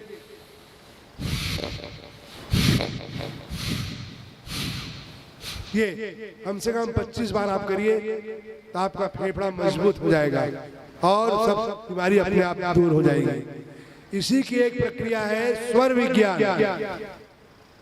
आपका कोई कार्य बनता ना हो, शरीर में कोई भी बीमारी हो, वो बोलते हैं स्वर विज्ञान। उसका नाम है शिव संहिता, शिव स्वरोदय। आप लोग उसमें आजकल तो क्या आ गया है, ये मोबाइल में उसमें ढूंढिए, आ जाएगा। बहुत सही। सिर में दर्द हो रहा हो, आप करके प्रयोग देखना। सिर में अगर दर्द हो रहा हो और आपको सिर दर्द बिना दवाई के दूर करना हो, उसका इलाज ये है, स्वर को बदल दीजिए। आपका स्वर अगर राइट चल रहा है तो उसको बंद कर दीजिए, थोड़ी देर में आपका स्वर बदल जाएगा। आपके जैसे स्वर बदलेगा आपका सिर अलग होगा। कुछ लोग देखने लगे कि स्वर कौन सा, एक समय में एक ही नाक चलती है, ये भी आप समझ लीजिए। हम दोनों सांस से एक साथ सांस नहीं लेते हैं, और अगर ले रहे हैं तो उसका मतलब है कि खतरे की घंटी है। फिर आपकी आयु बहुत लंबी नहीं है अगर दोनों से। इसलिए रामदेव जी भी क्या बोलते, स्वर बाया दाया लोम लोम लोम लोम, ये भी चलाओ, ये भी चलाओ, इससे लो इससे छोड़ो, इससे लो इससे छोड़ो, ये चेंज करते रहो ताकि आपका अदला बदली होता रहे। तो इसका प्रयोग बता रहा हूँ। स्वर जैसे बदलेगा आपका सिर का दर्द ठीक हो जाएगा। एक प्रक्रिया और है, बहुत सारी चीजें हैं। सिर दर्द देता हो, भुजा को रस्सी से कस के बांध दो और स्वर को चेंज कर दीजिए। दर्द जहाँ गायब हुआ रस्सी खोल दीजिए, ये प्रक्रिया है। श्वास रोग दूर हो जाता है, कमर का दर्द दूर हो जाता है। क्योंकि जब आप सांस लेते हैं स्वर के द्वारा, सांस भरिए, कुंभक बोलते हैं। कुंभक प्राणायाम जो लोग कर रहे हैं ना, कि क्या बोलते, कपालभाति। कपालभाति प्राणायाम है ही नहीं, ये षटकर्म के अंतर्गत आता है। पर ये जो कुंभक ही प्राणायाम है। सांस भरिए लंबा, सांस रोकिए, मन में गिनती दीजिए कितना देर आप रोक सकते हैं, 10 सेकेंड, 15 सेकेंड, 30 सेकेंड। और जहां लगे कि अब छोड़ना है, सांस पूरी छोड़ दीजिए, छोड़ के फिर रोक दीजिए। मतलब अंतः कुंभक जब सांस भर गई, बाएं कुंभक जब सांस हमने छोड़ दिया। इसी का अभ्यास आप लगातार करिए, आपको कोई बीमारी नहीं होगी, न शुगर होगा, ना किडनी, ना हार्ट, ना कुछ नहीं। इसका अभ्यास करते जाओगे हार्ट अटैक कभी आएगा ही नहीं। हाँ, पर खान पान भी सही रखना पड़ेगा। बोलो आप रोज क्या समोसा बड़ा और सब रसगुल्ला खा रहे हो और बोलो हमारा कुछ नहीं हो रहा है, मोटापा भी कम नहीं हो रहा है, तो ये करना पड़ेगा। भोजन पे संयम रहिए, दिनचर्या आपकी अच्छी रहनी चाहिए। दिनचर्या के बारे में संक्षेप में बता दूं कि हमें प्रातः काल उठना चाहिए, पर आज अधिकांश लोग सूर्योदय के बाद उठते हैं। अगर बिस्तर पे सूर्योदय हो गया तो हमारा भाग्य भी सो गया। सूर्योदय तक हम सो रहे हैं, हमारा भाग्य। क्या हम पशु पक्षी से बदतर हैं? जो भी पशु पक्षी हैं अपने स्थान पर सवेरा देखोगे, रात जहाँ बैठा है, चाहे गाय हो, कुत्ता हो, कोई भी पशु हो, वहां पे नहीं मिलेगा सवेरे उठेगा तो। तुरंत स्थान पक्षी जहाँ सवेरा हुआ कलरव करे, पक्षी अपना घोंसला छोड़ के दिन भर निकल गए, घूम घूम करके आ गए। लेकिन हम क्या है, सो रहे हैं, रात को जाग रहे हैं, निशाचर बन गए हैं। हमारा शरीर कहाँ से, जब हमको सोना चाहिए तो जाग रहे हैं, हमारा भोजन पचता नहीं, अपच हो जाता है, तो हमारी नींद कहाँ से मिलेगी, रोग के हम शिकार बनेंगे। इसलिए जल्दी सोइए, जल्दी उठिए, प्रातः काल उठ गए तो आपके सारे काम हो जाएंगे। और सबसे पहले ये हमारा हाथ है, हम जो भी करते हैं अच्छा या बुरा हाथ से ही करते हैं, तो हाथ का दर्शन जरूर करिए। कराग्रे वसते लक्ष्मी, कर मध्य सरस्वती, कर मूलेस्तु ब्रह्मा, प्रभाते कर दर्शनम। ये दिनचर्या हमारी अच्छी होनी चाहिए, हमारा दिन अच्छे। कराग्रे वस्ते, हाथ में लक्ष्मी बसती है, तो जो मेहनत करो, पढ़े को लिखने पर, जो काम करता है हाथ से ही करता है, इसलिए लक्ष्मी आती है। भगवान का स्मरण करके तब फिर पृथ्वी देवी का स्मरण करना चाहिए। समुद्र वसने देवी, पर्वत स्तर मंडले, विष्णु पत्नी नमस्तुभ्यम, पाद स्पर्शम क्षमस्व में। ऐसा करके धरती माता को प्रणाम करके तब दिनचर्या प्रारंभ होनी चाहिए। एक बात और बता दूं, किसी का कोई कार्य ना बनता हो, खूब मेहनत कर रहे हैं, चाहे रोजगार हो, चाहे शादी विवाह हो, कोई काम नहीं बनता हो, एक छोटा सा उपाय आप करिए, 7 दिन बाद आप अनुभव करेंगे आपके सारे ग्रह गोचर अनुकूल होने लगे हैं। क्या अभी जो मैंने स्वर बताया, स्वर सोट के सबसे पहले अपने स्वर का पता लगाइए कि कौन सा स्वर चल रहा है। अगर बाया स्वर चलता है, बाई नाक फ्री है, सर पता लगाने का, एक नाक बंद करोगे, खींचिए और उसी से छोड़िए, फिर खींचिए, फिर छोड़िए, आप महसूस करेंगे एक आसानी से आ जा रहा है, और एक में जोर लगाओगे तब जाएगा। तो जो फ्री है, तो बायां नाक चंद्र नाड़ी है और दाहिना सूर्य नाड़ी है, ईड़ा और पिंगला बोलते हैं। तो हमारे शरीर वातानुकूलित है, अपने आप जितनी गर्म हवा चाहिए दाहिनी नाक से अंदर जाती है, और जब पूरा हो जाएगा अपने आप स्वर बदल जाएगा और बाई नाक से हम लेने लग जाएंगे। तो बायां नाक हमारे अंदर गया, फिर अपने आप। तो जब कौन सा स्वर चल रहा है ये पता लगाना है, और बायां नाक चलता है तो बायां हाथ डाल कर रखिए, 3 बार अपने चेहरे पर फेर लीजिए और उसी पैर को जमीन में पहले रखिए। इतना ही करना है बस। आप 7 दिन बाद महसूस करेंगे कि आपके जो काम नहीं हो पा रहे हैं वो काम बड़ी आसानी से होने लग जाएंगे। इसको जीवन में आप उतार सकते हैं और करिए, ठीक। और फिर दिनचर्या पानी पीजिए, बाकी दिनचर्या करिए, लेकिन प्रातः काल जरूर से जरूर उठिए। क्यों कि भगवान सूर्य जो है, सूर्य क्या है, क्या बताते हैं, निरंतर चलते रहना। वो कभी रुकते हैं क्या? अगर वो रुक जाए तो पृथ्वी, सूर्य न निकले तो क्या होगा? कोई चीज नहीं होगी, ना मनुष्य होगा, ना फसल होगा, ना कुछ भी नहीं होगा। सूर्य आदि देवता है, प्रत्यक्ष देवता है, इसलिए 1 लोटा जल सूर्य भगवान को जरूर चढ़ाना चाहिए। जल चढ़ाने से सारे आपके सूर्य ग्रह खराब हो तो सूर्य होगा। एक बात और, 1 लोटा अगर जल चढ़ाओगे तो कोई भी ग्रह खराब होगा, वो ग्रह भी आपका ठीक हो जाएगा। क्यों कि सूर्य का पुत्र कौन है? शनि देव। और सूर्य का अपमान करोगे, 8-9 बजे 10 बजे तक अगर सोओगे तो उसके पुत्र को अच्छा लगेगा क्या? बोलता ठीक है मत चढ़ाओ जल, मत सोते रहो सवेरे तक। फिर वही आपका पीछा करता है, तो ढैया शनि 7.5 की शनि के रूप में आएगा और आप परेशान होगा, और पिता के अपमान का बदला शनि लेता है। इसलिए सूर्य की आराधना जरूर करना चाहिए। सूर्य कैसे है देखिए, सूर्य का रथ, अपन जितने भी रथ या कार देखते हैं कितने पहिए होते हैं, रथ में रिक्शा में 2 या 3 है ना, लेकिन सूर्य के रथ का कितना पहिया है? पहिया पहिया। सूर्य के रथ का 1 पहिया है। 1 पहिए की गाड़ी कैसे चलेगी? और घोड़े कितने हैं? 7 घोड़े हैं। और लगाम काहे की है मालूम है?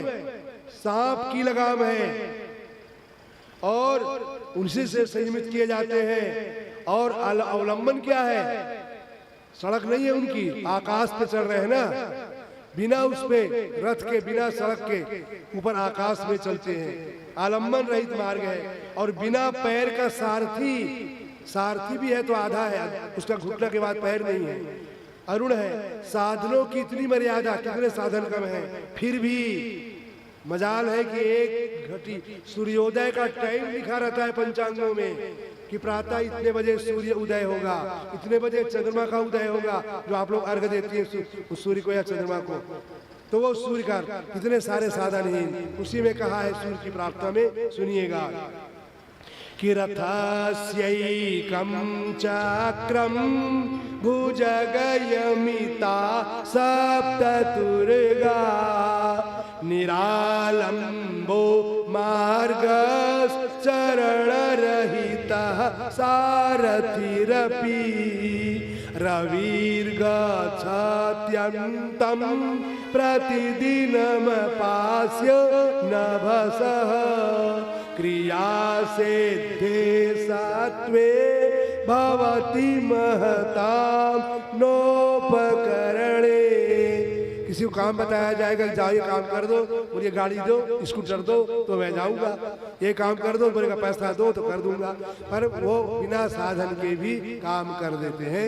ये हमारे सूर्य भगवान की कृपा है, जो बिना टैक्स लिए, बिना पैसा दिए हमें प्रकाश देते हैं, ऊर्जा देते हैं, शक्ति देते हैं, सब कुछ करते हैं। इसलिए उनकी आराधना सबको करनी ही चाहिए।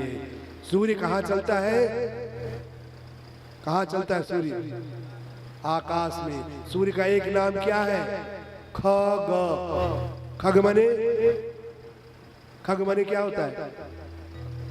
खग माने नाम मालूम है? खग माने, खग माने पक्षी। पक्षी कहाँ उड़ता है? खग बोलते हैं, खगेंद्र। गरुड़, गरुड़ का एक नाम खगेंद्र है, पक्षियों का राजा। खग माने पक्षी। तो ख माने क्या होता है? आकाश। और ग माने गमन, जो आकाश में गमन करे वो खग। इसलिए सूर्य का एक नाम है खगाय नमः, मरीचिये नमः, किरणें होती इसलिए मरीचिये। तो इसलिए सूर्य की आराधना जरूर करनी चाहिए। अब एक भजन लेंगे, भजन के बाद आरती होगी, आरती के बाद प्रसाद वितरण, फिर आज की कथा का विराम होगा। एक बढ़िया सा भजन ले लीजिए आप। प्रेम से बोलो सारी सरकार की जय।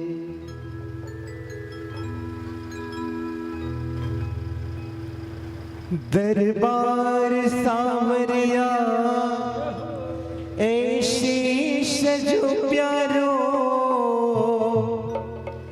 दयालु आपको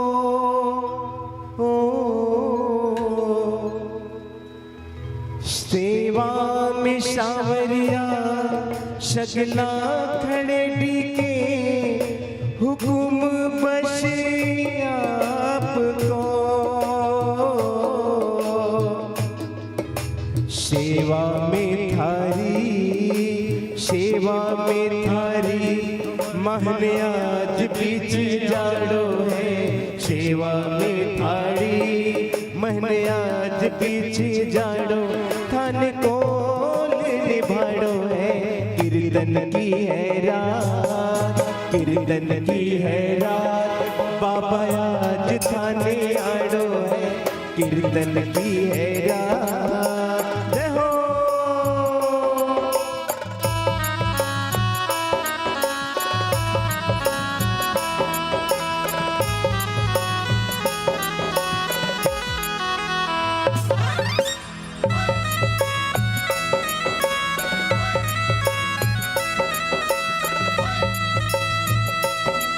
कीर्तन की तैयारी, कीर्तन करा जमकर, प्रभु क्यों देर करो।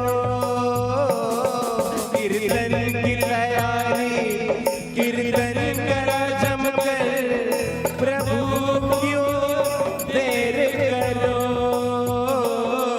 वादो धारो दादा कीर्तन में आने को, घड़ी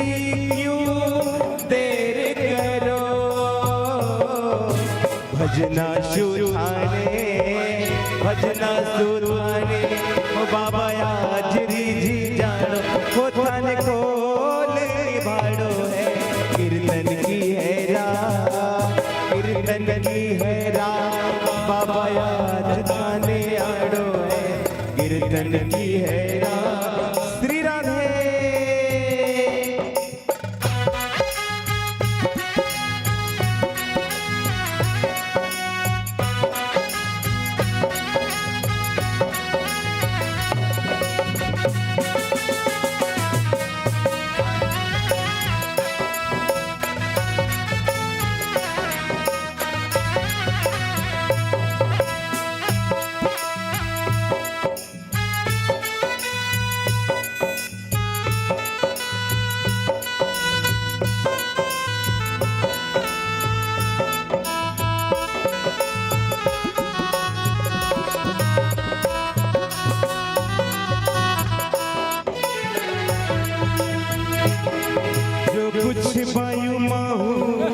अर्पण प्रभु सारो प्रभु स्वीकार करो, जो कुछ बहुमाशु अर्पण प्रभु सारो प्रभु स्वीकार करो। नादान शुगलती होती आई है, प्रभु मत ध्यान धरो। नादान शुगलती होती आई है, प्रभु मत ध्यान करो। भजना शुधारी भजना शुधारी वो बाबा याजरी जी जाड़ो है। भजना शुधारी बाबा याजरी जी जाड़ो, थान खोल निभाड़ो है, कीर्तन की है रात।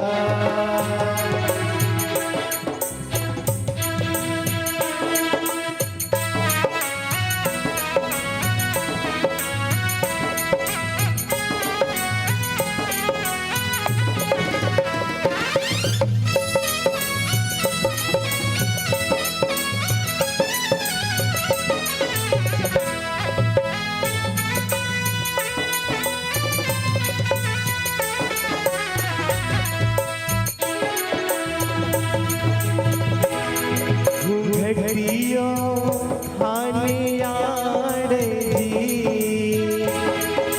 घटियो थाने यार जी, ताने दे कोड़ी पाई बाबा श्याम। घटियो थाने यार जी,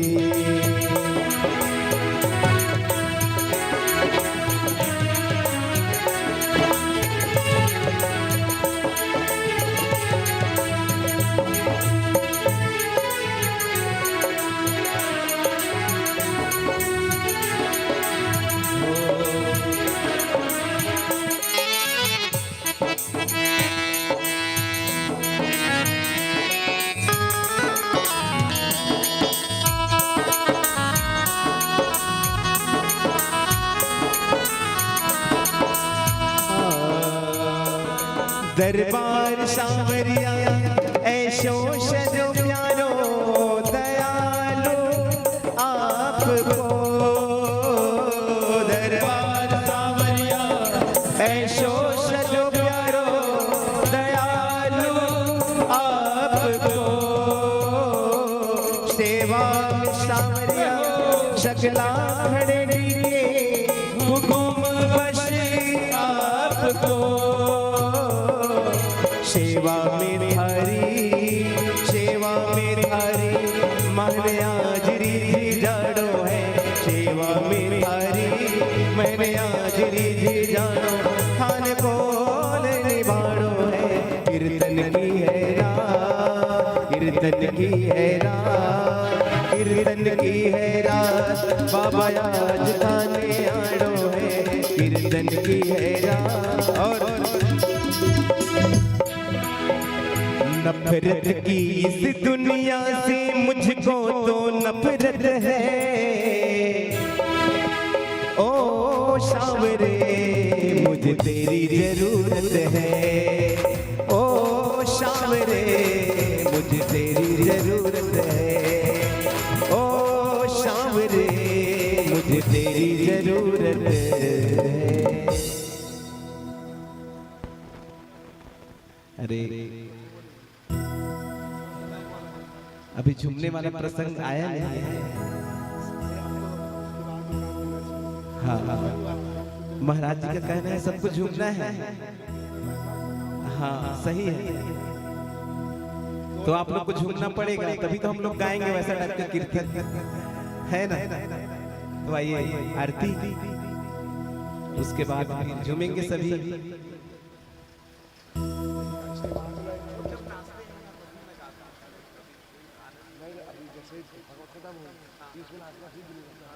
भागवत के बाद हाँ रोज बढ़िया से, उसके बाद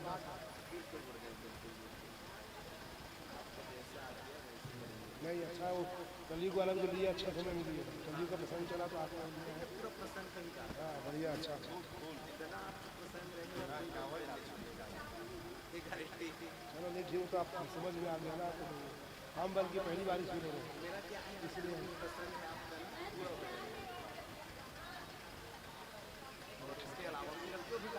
वो सूरज बोल रहा आपको इसके बाद भी अपना एक दो घंटे बढ़िया बढ़िया काम दिया कर सकते हैं। सूरज जैसे आते हैं आने के बाद भी 5 घंटे भी रहते हैं, उसमें थोड़ा माहौल बना तो सुन के आते हैं। चलिए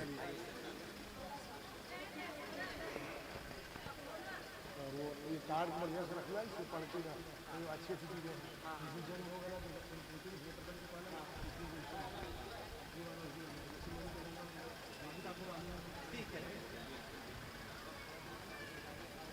सभी खड़े हो जाइए अपने अपने स्थान पे और मीठी मीठी तालियों के साथ श्री भागवत भगवान की पावन आरती कर अपने जीवन को सभी धन्य बनावे।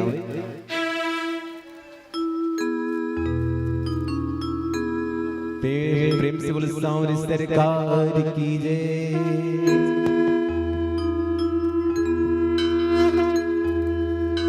श्री भागवत भगवान की है आरती, पापियों को पाप से है तारती। भागवत भगवान की है आरती, जय हो। पापियों को पाप से है तारती। पापियों को पाप से, पापियों को पाप से, पापियों को पाप से, पापियों को पाप से। श्री भागवत भगवान की है आरती, पापियों को पाप से है तारती। श्री भागवत भगवान की है आरती, पापियों को पाप से है तारती। ये अमर ग्रंथ ये मुक्ति पंथ ये पंचम वेद निराला, नौ ज्योति जगाने वाला। ये अमर ग्रंथ ये मुक्ति पंथ ये पंचम वेद निराला, नव ज्योति जगाने वाला। हरि नाम यही हरि धाम यही, हरि नाम यही हरि धाम यही, हरि नाम यही हरि धाम यही, हरि नाम यही हरि धाम यही। यह जग मंगल की आरती, पापियों को पाप से है तारती। श्री भागवत भगवान की है आरती, पापियों को पाप से है तारती।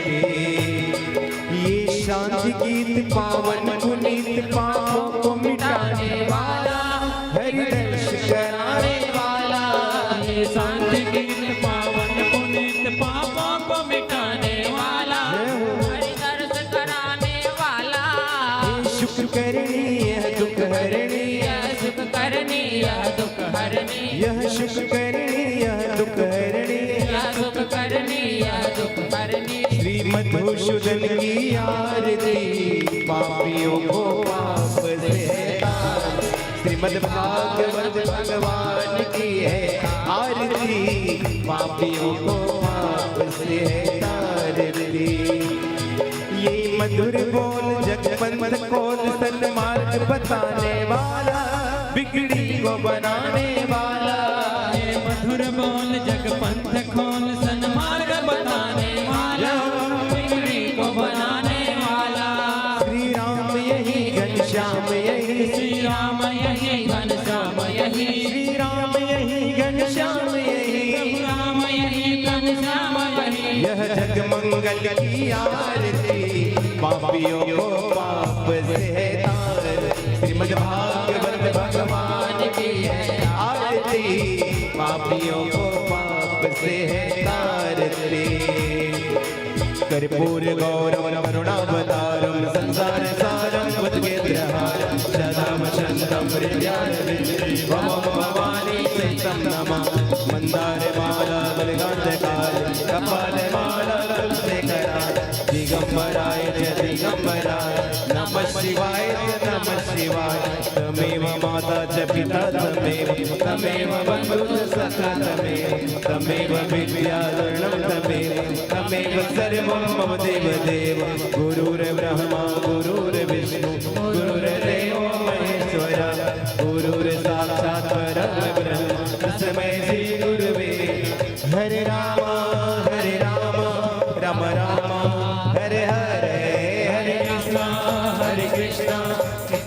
हरे हरे नटखट बंसी वाले गोकुल के राजा मेरी अखियाँ तरस रही अब तो आजा हरे बंसी वाले गोकुल के राजा मेरी अखियाँ तरस रही अब तो आजा श्री कृष्ण गोविंद हरे मुरारी हे नाथ नारायण वासुदेवा श्री कृष्ण गोविंद हरे मुरारी हे नाथ नारायण वासुदेवा हरे राम राम राम हरे हरे हरे कृष्ण कृष्ण कृष्ण हरे हरे कृष्ण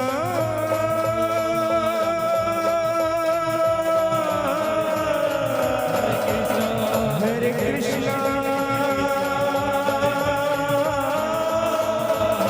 हरे हरे कृष्ण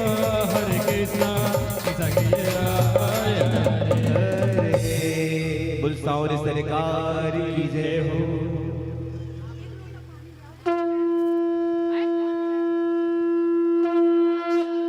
क्या करा रहे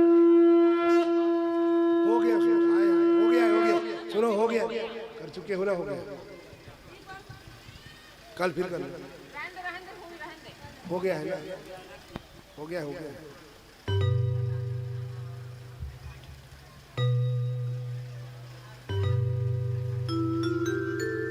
चलो पुष्पांजलि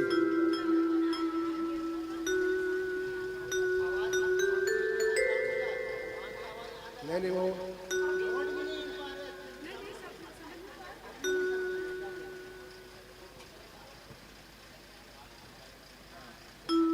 अरे हो आया हूँ ना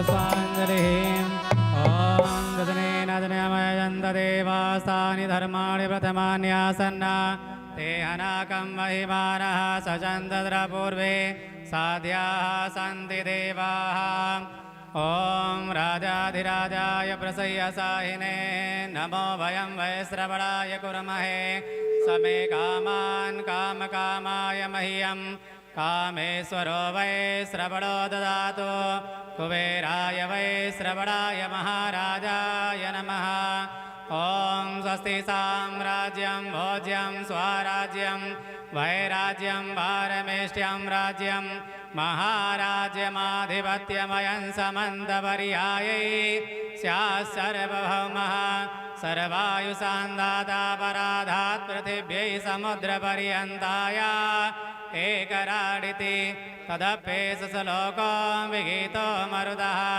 परिवेष्टारो मरुत्तस्य वसंग्रहे आवीक्षितस्य कामप्रेम विश्वे देवा सभासदैति ॐ हरिः ॐ एकदन्ताय विद्महे वक्रतुण्डाय धीमहि तन्नो दन्ति प्रचोदयात् हरिः ॐ नारायणाय विद्महे वासुदेवाय धीमहि तन्नो विष्णुः प्रचोदयात् सेवन्तिका बकुलजम्बकपाटलाब्जै पुन्नागजादिकरवीररसालपुष्पै बिल्वप्रभालतुलसीदलमञ्जरीभिः त्वं पूजयामि जगदीश्वर मे प्रसीद नानासुगन्धिपुष्पाणि यथा कालोद्भवानि च पुष्पाञ्जलिर्मया दत्त्वा गृहाण परमेश्वर मन्त्रपुष्पाञ्जलि समर्पयामि कृष्णाय गोविन्दवासुदेवाय श्रीमन्नारायणाय नमः श्रीमद्भागवत महापुराणाय नमः। बोलिए गजानन महाराज की हनुमान सुत हनुमान की राजा रामचंद्र की कृष्ण कन्हैया लाल की श्री बांके बिहारी लाल की श्री राधा रमण लाल की श्री वृषरानी की श्री राधा रानी की श्री लक्ष्मी नारायण भगवान की श्री स्वामी जगन्नाथ महाराज की श्रीमद् भागवत महापुराण की धर्म की अधर्म का प्राणियों में विश्व का ऐसा डमरू बजाया भोलेनाथ ने, ऐसा डमरू बजाया भोलेनाथ ने, सारा कैलाश पर्वत मगन हो गया, सारा कैलाश पर्वत मगन हो गया, कैलाश पर्वत मगन हो गया, सारा कैलाश पर्वत मगन हो गया, कैलाश पर्वत मगन हो गया। ऐसा डमरू बजाया भोलेनाथ ने, सारा कैलाश पर्वत मगन हो गया, ऐसा डमरू बजाया भोलेनाथ ने, सारा कैलाश पर्वत मगन हो गया।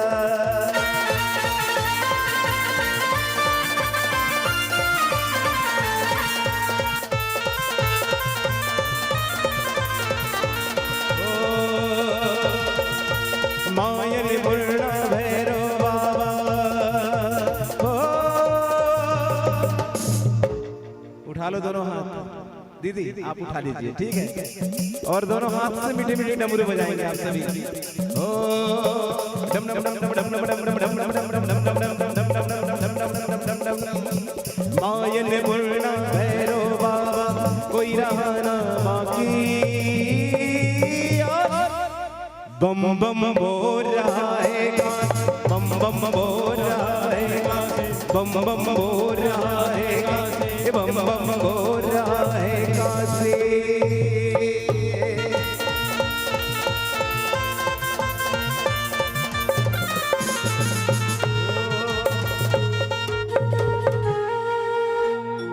बोल सारे सरकार की जय, प्रेम से बोलो परम पूज्य गुरुदेव महाराज की जय, बोलो आज की आनंद की जय, बोलो अपने अपने माता पिता की जय हो। बोलेंगे सभी राधे राधे, सावरे श्री राधे।